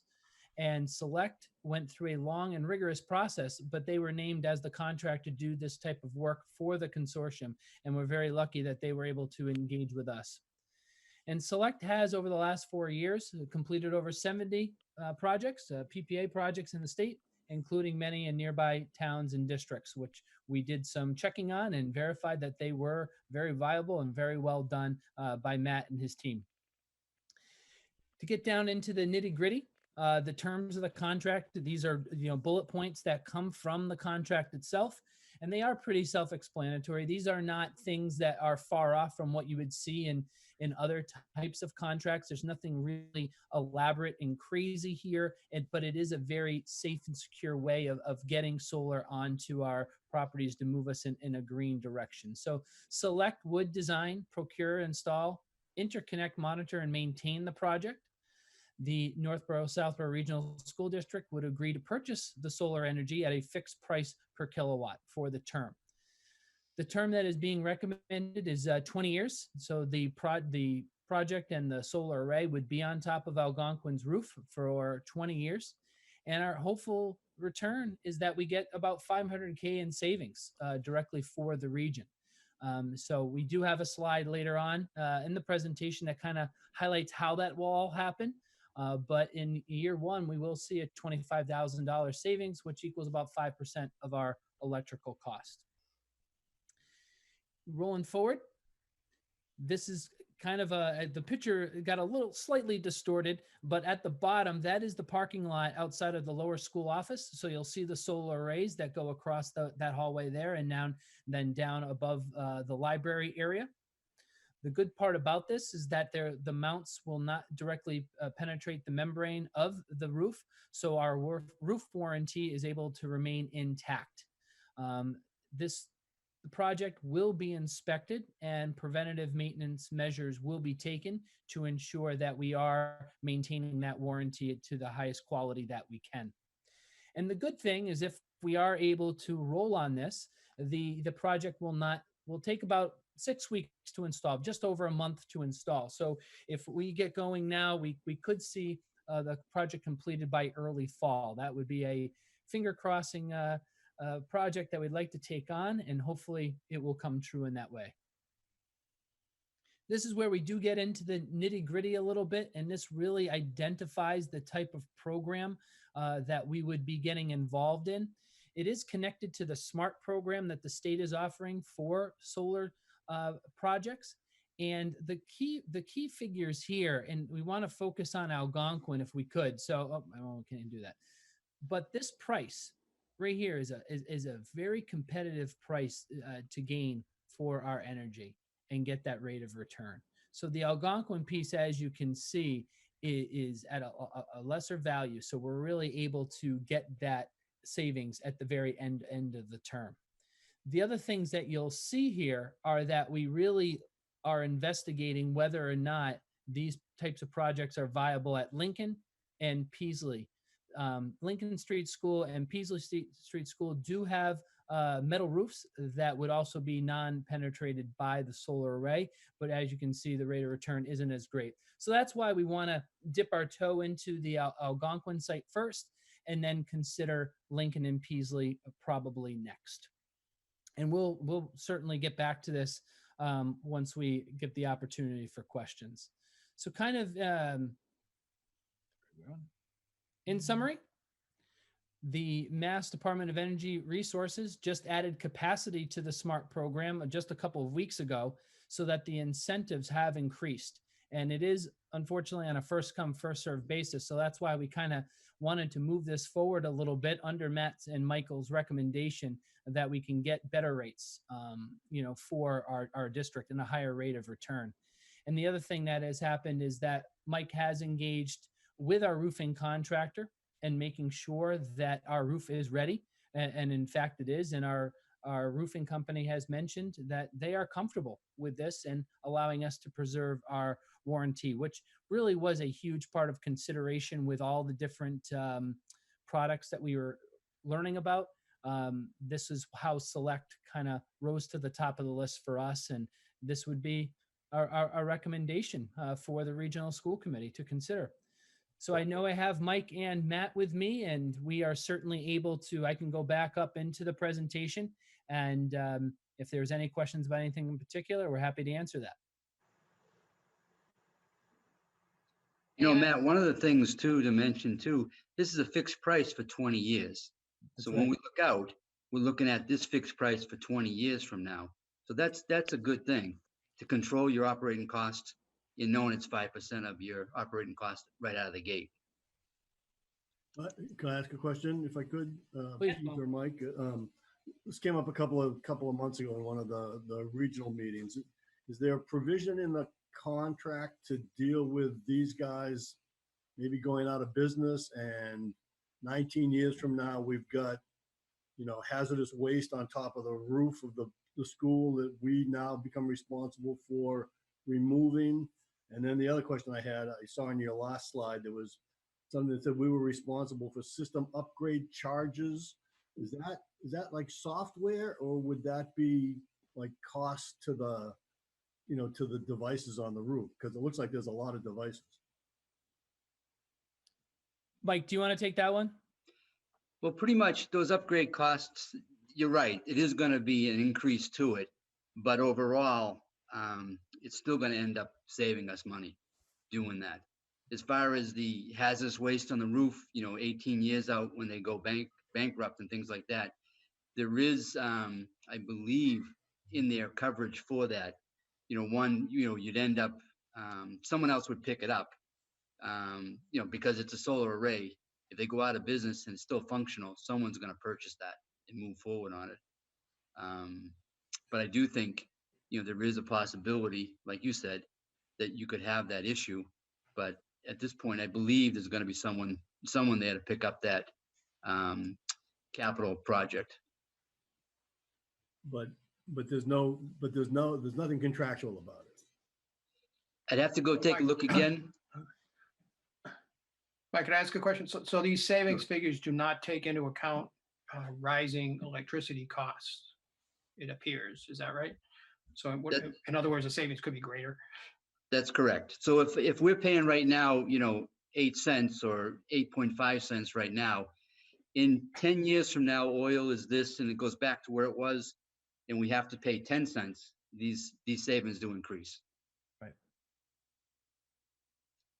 I have two questions, and maybe the first one is for Mike. What is on our roof warranty right now? How many years do we have left on it? Basically, it's less than 3 years on the warranty. We only purchased, I believe, a 15-year warranty when we did it at the time. And pretty much we own the roof at that point. Okay, and the roof is in good shape so far? The roof is in excellent shape. We've had a couple roofing contractors come up, check it out. We're going to be doing an infrared flyover coming up at the end of the month of May to look at it even more. But right now, I feel confident that looking out 10, 15 years, it's going to be doable. It's not going to fall apart in 10 years from now. It just means we'll be working with it, but it's not going to be a nightmare. And I think the risk is worth, the value from it. Okay, then my second question is coming from a capital project meeting that was held probably about 4 or 5 years ago. And at the capital planning subcommittee meeting, the boosters had brought in a proposal to do something similar to this with solar, and maybe some of the other members like Paul Bucka may remember this. And it was a company, but it was a different company, and they were going to be putting on the solars like that. But they were also going to be using some of the captured solar energy and selling it off to other businesses in the area of Northborough. So my question is the captured solar energy, is Select going to be using some of that and selling it off to other companies? Or is what we capture, is that going to be used just for Algonquin? What we capture will be used for Algonquin. It's a certain size, fits to the building, and it basically be consumed on site, and we'll be purchasing that. Okay, so they're not going to be selling it off to anybody else? No. Okay. Okay. Previous before, when they had the boosters and things like that, there was a lot of stuff, but it never materialized. It kind of all fell apart. It did, yeah. It was promised a lot, but never got there. Right. Okay. All right. Thank you. Thank you for the history update. This is Sean. I just have two questions. So one, following up on that, is there any energy capture? Like, do we need to have or purchase any like solar walls or energy batteries to hold, excess capacity that's created? Pretty much, there wouldn't be any excess. We've looked into doing storage, energy storage through batteries and stuff like that. But this system is just a purchase agreement, and what they produce, we'll purchase from them. And it doesn't have a storage bank like you were talking about. So basically, if it's dark out, it's not going to be producing. I'm just thinking in the summer, we use a lot less electricity than in fall, winter, so on. So there could be storage capacity, but okay. The second question, just structurally, there are those really off years in the winter. That's a flat roof up there, correct? Correct, yeah. Structurally, there have been a couple years where the roofs have had to be shoveled and so on. The weight of these is not going to impact, that in terms of the load it's carrying and just even, regular snowstorms or anything. Right. And what happens, Select's, going through the engineering end of it, the liability and the ownership of that. It's a low profile look, especially where it's being placed. We don't have a lot of buildup of snow, but it is basically low profile, and it's all going to be engineered to the current standard of snow loading. So, I mean, the panels themselves, I don't know anything about them. They don't add a lot of extra weight to the roof. Okay. No. Cool. Okay, thanks. I was more worried about, like you said, the snow loading on it. Yeah. So. I have a question. If I may, will these assets be safe for students to engage with in the environmental science classes? Is that part of the plan? Absolutely. That was one of the selling points to it too, to be able to interact and see what we're producing on a daily basis and understand the green nature of it, how it's cutting down on CO2s and what we can do for the environment. And like you said, spin off from that as a learning aspect. Wonderful. Thank you. Mike, did they give you a percentage of the sunshine that the solar will be able to collect? I know the town of Northborough was looking at different options at different places throughout the town. And there were some sites that we thought would be good, and then they weren't viable because they were saying the percentage of solar energy collected would be low. Did they give you a percentage on what we would be able? I mean, I'd have to go back and look. I do know that they've looked into it pretty hard. Over the last 4 or 5 years, we've had 4 or 5 different companies come in and give presentations and look at this. And these are the spots that turned out to be, the high yielding spots where they are now. And I do believe, I don't know if there is a percentage, if it's like 80% or something like that. There's too many variables with that. But I do know it's been vetted pretty good, that whatever it produces, and if it produces 10% or 12% of a power overall, we'll be able to consume it right on site, even in the summertime when we're not even in operation. perfect. Okay, thank you. Hey, So Mike, I'm sorry, Joan.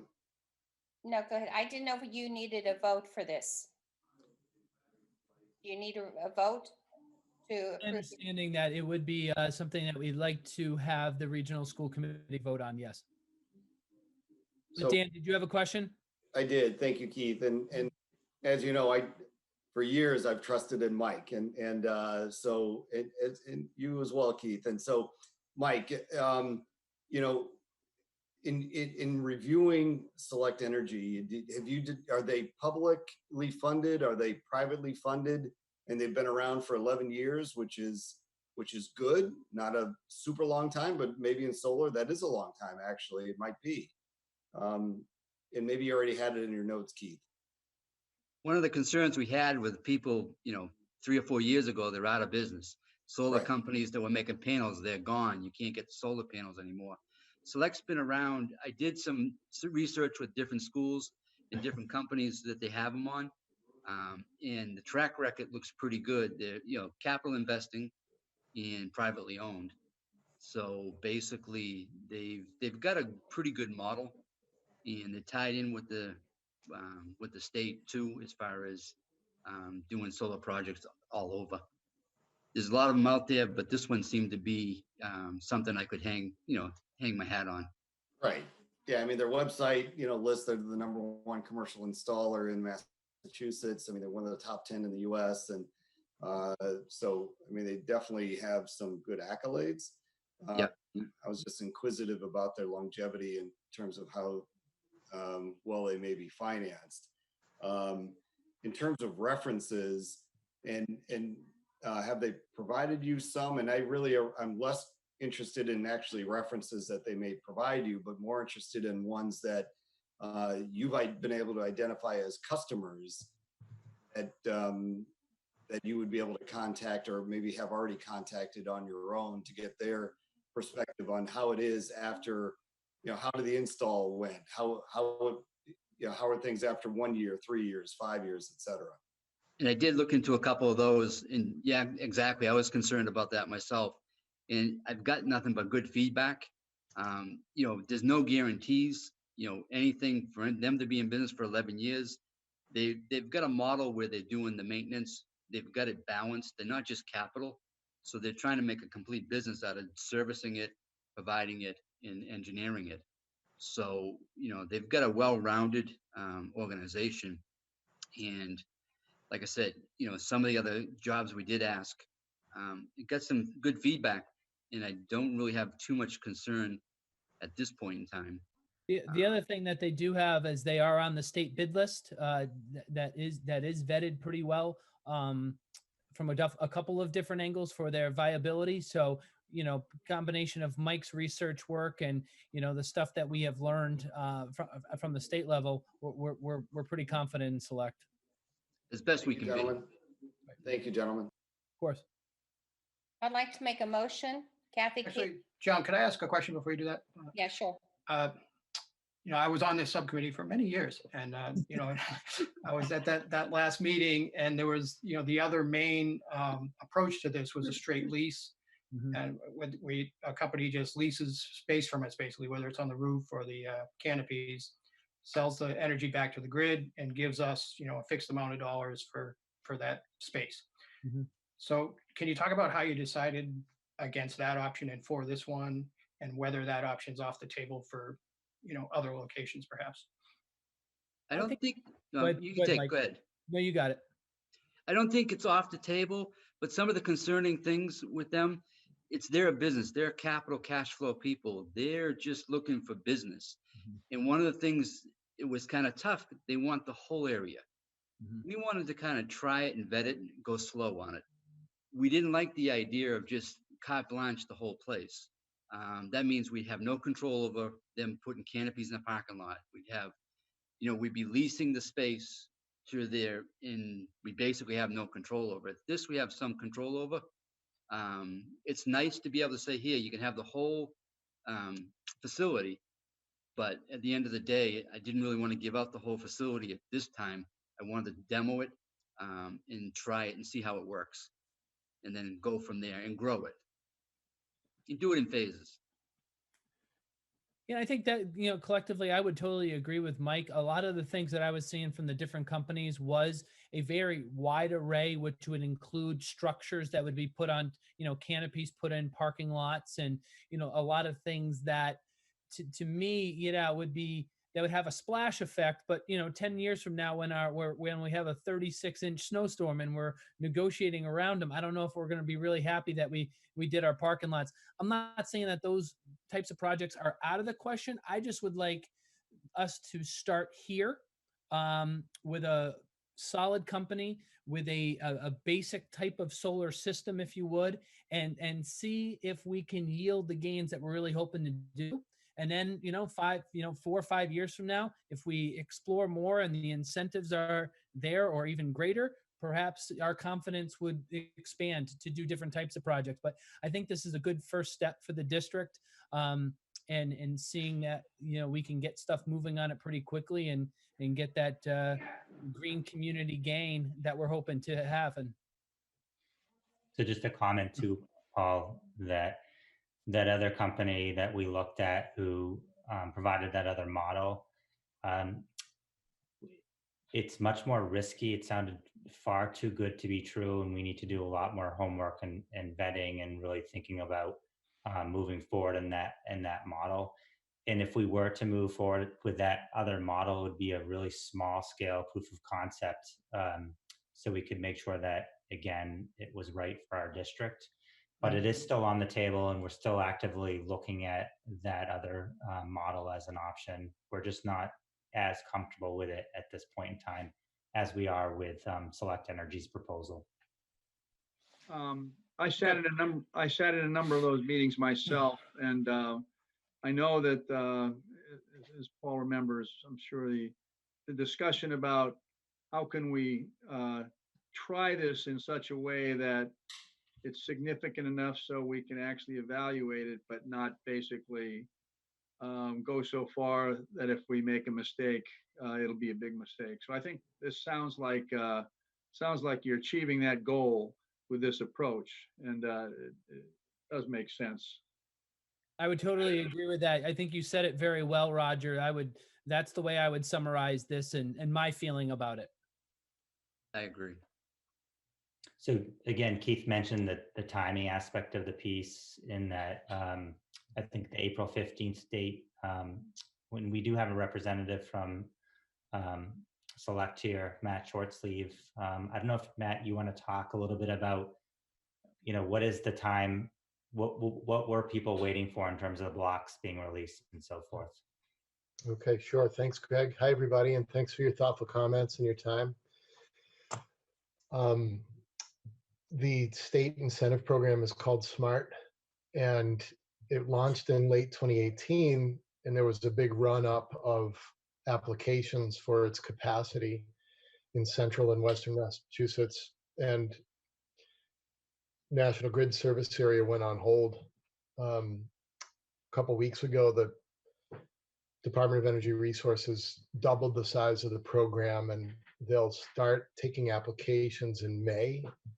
But the regulations they implemented did a couple things. It doubled the size of the program, so it reloaded and restocked National Grid's capacity for more solar. And it also enhanced some of the incentives for these types of projects, which are not the big solar farms.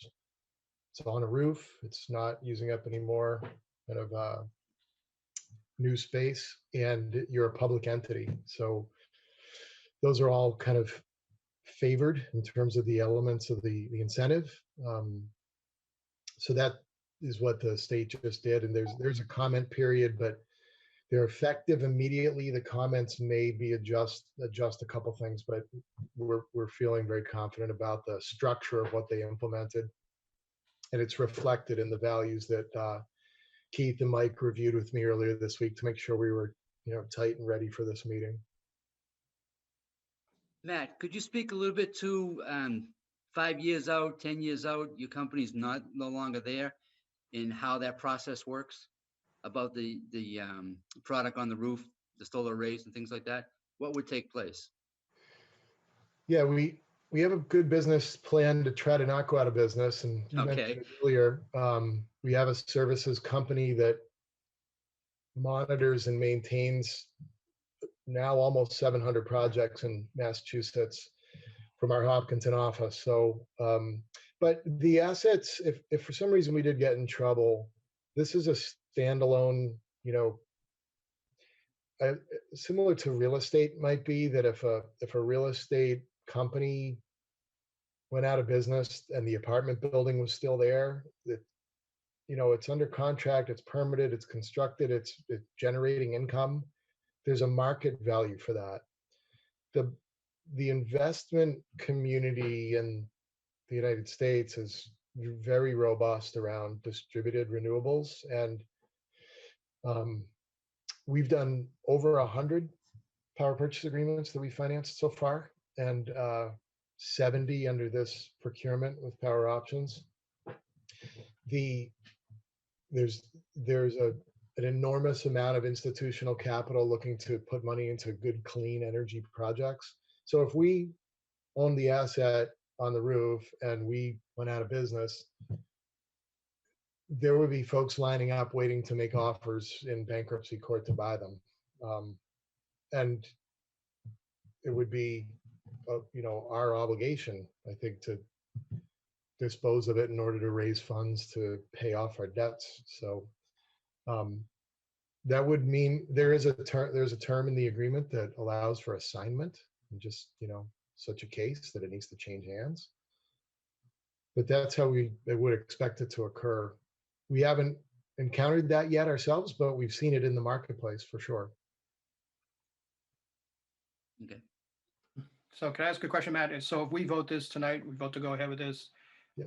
I think you said the new SMART program starts in, what was it, mid-May? I mean, are you confident that you're going to be able to get our proposal in time that we get included in that block before it gets filled up again? Yeah, we monitor the market very closely. I can't tell you which block you're going to get, but we presented it as maybe you'll get block 9, maybe you'll get block 10, maybe you'll get block 11. Block 9 savings in year 1 from your delivered electric rate today is about $27,000. Block 10 is about, there it is. So for purposes of this, we said, look, if it's $25,000 in year 1, and there's no change in your cost of grid delivered power, then over 20 years, it's a $500,000 save. If the cost of grid delivered power goes up 1.5% on average, it's closer to $670,000 in savings. In order to apply for the incentive, Paul, we send in an interconnection agreement with the utility and an installation agreement with the customer. We've gone ahead and applied for the interconnection for Algonquin already. We did the electric engineering. Mike had us out a couple times. We designed it up. We have an in-house electric engineer. We designed it, and we submitted the application anticipating that you folks would approve this. That's due back on June 1st. I don't know if we'll get it sooner or later, but it is currently scheduled to be back on June 1st. And when we have that, we'll apply. And if it wasn't approved, Matt, there's no cost to the school, there's no obligation, basically, there is no risk involved. Yeah, someone mentioned earlier that you noted a footprint here that said utility impact studies or system upgrade charges. That would be if the utility came back and said, we need to build a new substation for $1 million and you have to pay. Well, unless you'll accept a much higher PPA rate, we would think that project is, on ice until further notice, and you're not obliged to proceed. So Right, there's no risk. it doesn't happen often, but occasionally, we are interconnecting to the utility, so we do need their permission, and it's on their rules. Typically, when we're doing something like this, a behind the meter system, that's not a very large system, then we are able to move through with, no upgrade or system charges at all. We've accounted for what we need electrically at the building. So we don't expect that they'll come back and say you'll need a transformer upgrade or some local equipment work. Again, we're engineers, so we're able to, understand what that all existing conditions look like and apply. So we're hopeful we'll hear back with good news on June 1st. Thank you. Sure. I have a question. Where will the staging of these materials be? I'm assuming some stuff will have to be left on site. Is this going to happen in a parking lot? And also will be fenced in? And are we liable if anything should happen, active nature? We have something, a tree comes down and goes onto the equipment that's on our site. Right. All the equipment's on the roof. There's nothing on the ground. Your service is a 480 volt service, so we don't need to add like a step transformer, which we may if you had a 208 volt service. There's no fence. Were you talking, Joan, were you referring to installation during? Yes, yes. When it's in the process of getting installed, let's say if you start in May, where will this material be kept? Terrific, understood. So we will, thanks for clarifying. We always conduct a pre-construction planning meeting with the site superintendent to set up where we can stage equipment, access, Corey background checks, communication, the no-fly zone, we call it, like where we're not allowed to go, and where we can park, where we can lay our gear. So we like to do it pretty close to where the work is, but if we have to park on the other side of the lot, we can do that. We organize a safety mobilization on the first day when all the gear comes in, and that safety entails hard rail, temporary safety hard rail that goes up around the perimeter of the installation area.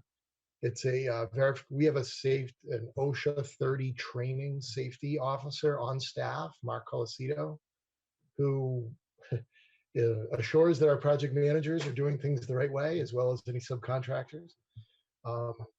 So we mobilize safety, we put up gear and spread it out. We get rid of all its packaging. And then it is typically mechanical installation. In this case, it'll probably be a few weeks of that. And then it is electrical tie-ins. There's not a lot of access we're going to need around the building because we'll probably just park a lull right next to the kind of southeast, that little wing there. And then folks will get up and down, to go perform their work, as needed. So when we're done, we do a roofing inspection, we do a safety inspection, we do a QA/QC. We get the utility out there, we get the local wires inspector out there, we get the building permit closed out. It's a pretty thorough process. We've done 525 so far. Good record, know the area well.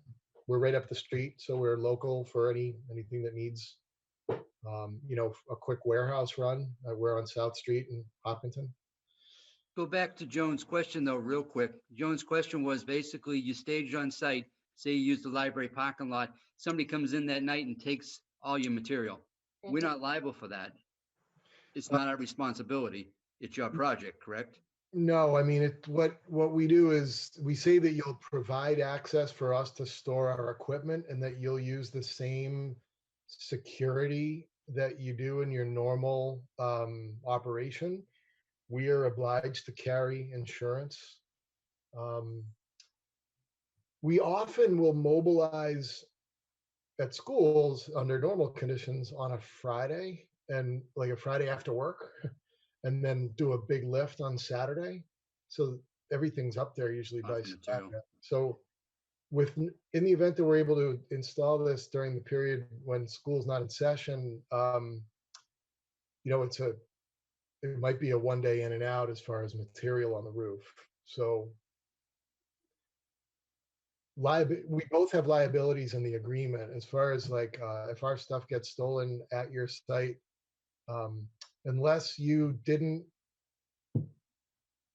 So technically it would be, you don't really have many security provisions that are going on. No, there, we don't. right? So it's like so that's normal. So you're not obliged to incur any additional or provide any additional. Unless you stole it, I don't think you have to pay for it. Okay, just a question though. Yeah. Can we get that? Make a motion? It is in the agreement, Joan. Can we? It is? Yeah, this is all been reviewed, but Okay. by all means, I'm happy to discuss it further. Okay. So I just have one, did you guys talk about upfront costs? I didn't know if I missed that or not. Zero? There are zero upfront costs for this project. That's good. Thank you. Welcome. Okay. Can I make the motion then? I'll make the motion the regional school committee to approve the Select Energy proposal to build a roof-mounted solar system at Algonquin Regional High School. And I second it. Yeah. All right. Okay, so Joan motions and Kathleen Hallen seconds it. Or I would yield to Lynn on her last day. All right, so Lynn, I'll let you have the last one. Okay. I know Joan didn't let me have the motion. That's the I problem. tried to do it before, but Paul had a question. Paul Desmond said he had a question, so I let him go. I'm sure he'll blame me. Never, Paul, never blame you. All right, so it's a roll call. So Kathy Key, yes. Kathleen Palechko? Yes. Kathleen Howland? Yes, please. Sean? Yes. Paul Desmond? Yes. Paul Bucka? Sure. Lauren? Yes. Joan? Yes. Lynn? Yes. Dan? Yes. All right, motion passes. Thank you, everybody. Thank you, Mike, for all of your Thanks, hard Mike. Okay. Thank you, Matthew. Thank you, Appreciate Matt. Thank you very Matt. much. Look forward to working with you all. Have a great night. Thank you, you too. You too. Help Thank you, me. Matt. Thanks. Okay, so our last order of business, it's 9:56. Can we finish this by 10, do you think? Kind of hoping we push the 4-hour mark a little No longer. longer a laughing matter, Ms. Key.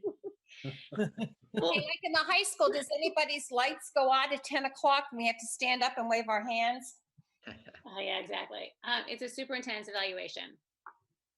So Greg, do you want me to, Greg, are you there somewhere? I gotta like figure out where you are. Okay, so Greg and I have spoken and he would like to have his evaluation for this year. And I know that back in December, Kelly and Joan brought the new MASC streamlined process that they rolled out. But as Greg and I were talking, we think it's a pilot program that some districts are using. And he thought it would be best for us to use the old process and then in September vote in the new streamlined process, if that's okay with all of you.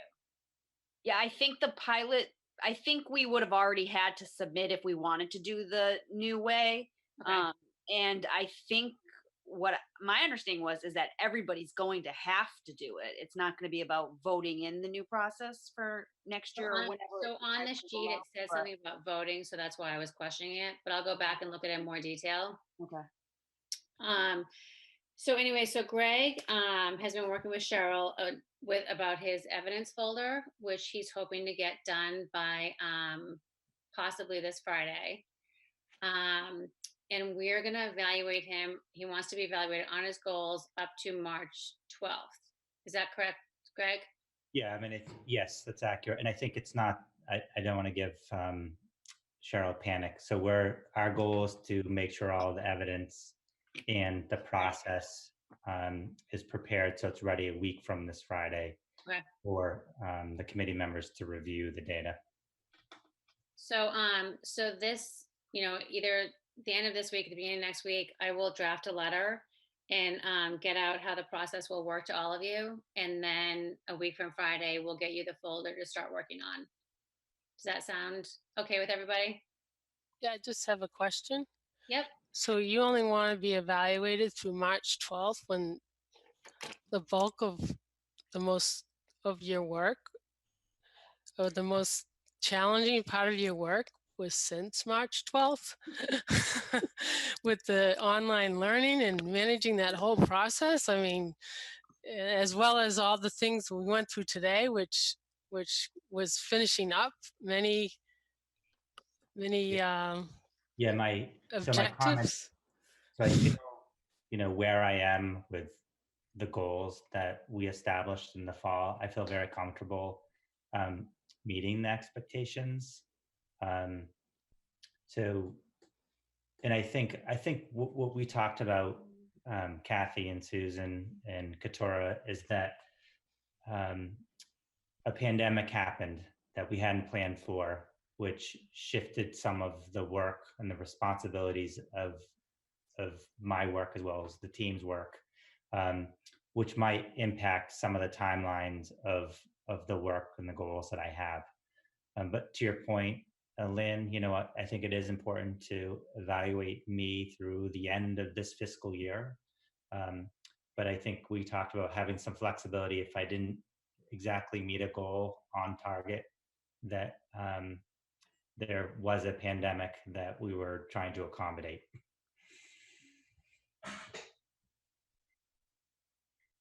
Excuses. Yeah.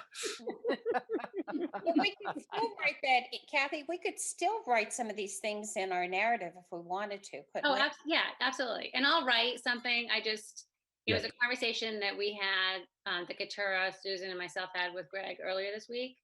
And then Greg and I talked about it a little bit today. So maybe we should just retroactively put in a goal, effectively deal with global pandemic. Yeah. Definitely. I would vote that, yes. Yes. Yeah. Kathy, do you have any due date that you want these in by, or are you still working on that with Sue? No, we're still working on that. So okay. All right. I have a question. Usually we have an election. Oh, so the elections team is, and we're not having it. Yeah. So do people's terms who end, do they not end then? How does that work? Because I think that's right. I talked to Andy Dowd at the town, and he said because the town election is not going to June 30th in Northborough, that all the current members would stay on their terms. Sue Lawrence would stay. My seat is up. I would stay until the election. Okay. Same thing is happening in Southborough. Okay. Yeah. And I just want wait. So does that mean this is not Lynn's last meeting? Correct. I think that's what it means. Sorry, Lynn. Yeah. And same with the chairpersons. That would still continue until June 30th. I guess it matters. It depends if I sell my house and I'm a resident still. That might make a difference. We still have cake. You know what? If we have to do a Zoom call, that we will personally deliver a cupcake to everyone's house to celebrate Lynn. That's right. Use those school buses. Yeah, exactly. Wait, so I think that Katura, actually, you had a comment. Yeah, I just wanted to give a shout out to Greg because when we had this conversation, one of the options is that the evaluation timeline can actually be extended a little bit depending on circumstances, and so we offered that as an option. And kudos to Greg for having accomplished so much before this crazy period and being able to comfortably say no, let's just do this. And the idea that we did have when we were talking about it was that we could incorporate feedback on what's happening now, which obviously isn't in the original goals, in the appropriate parts of the evaluation. Okay, so I just want this year to be done. Groundhog Day. That's right. So I'll get something together and I'll get it out to you next week before Greg's folder gets to you guys. Does that sound okay? Yep. Thanks. Okay. All right. So do I have a motion from the union to adjourn? Motion for the union and Northborough. Motion. Kelly. Wait a minute. All right. So Kelly is the union and Northborough. Do I have a second for union? I'll second for union. I'll second for Northborough. Keith. Motion for Southborough. Right, wait. That was Roger. All right, so Kelly and Paul Desmond, the motion is second. Kelly for Northborough and Keith second. Roger, your motion for Southborough. Second. And Paul Desmond second, and then the region. So moved. Second. All right, so Joan moved and Paul Bucka second. All right, I have my list that I wrote out this morning. So I'll start. Kathy Key, yes. Kathleen Palechko. Yes. Kathleen Howland. Oh, yes. Sean, Yes. Paul Desmond, Yes. Paul Bucka, Yes. Lauren, Yes. Joan, Yes. Lynn, Yes. Dan, Yes. Kelly, Yes. Lauren, Yes. Joan, Yes. Keith, Yes. Katura, Yes. Roger, Yes. Jessica, Yes. Jen, Yes. Paul Desmond, Yes. and then Union is Kelly, Yes. Keith, Yes. Roger, Yes. Katura, Yes. and Paul Desmond. Yes. All right, guys, stay healthy. And our next meeting is June 17th. That will be virtual, I'm assuming. See you then.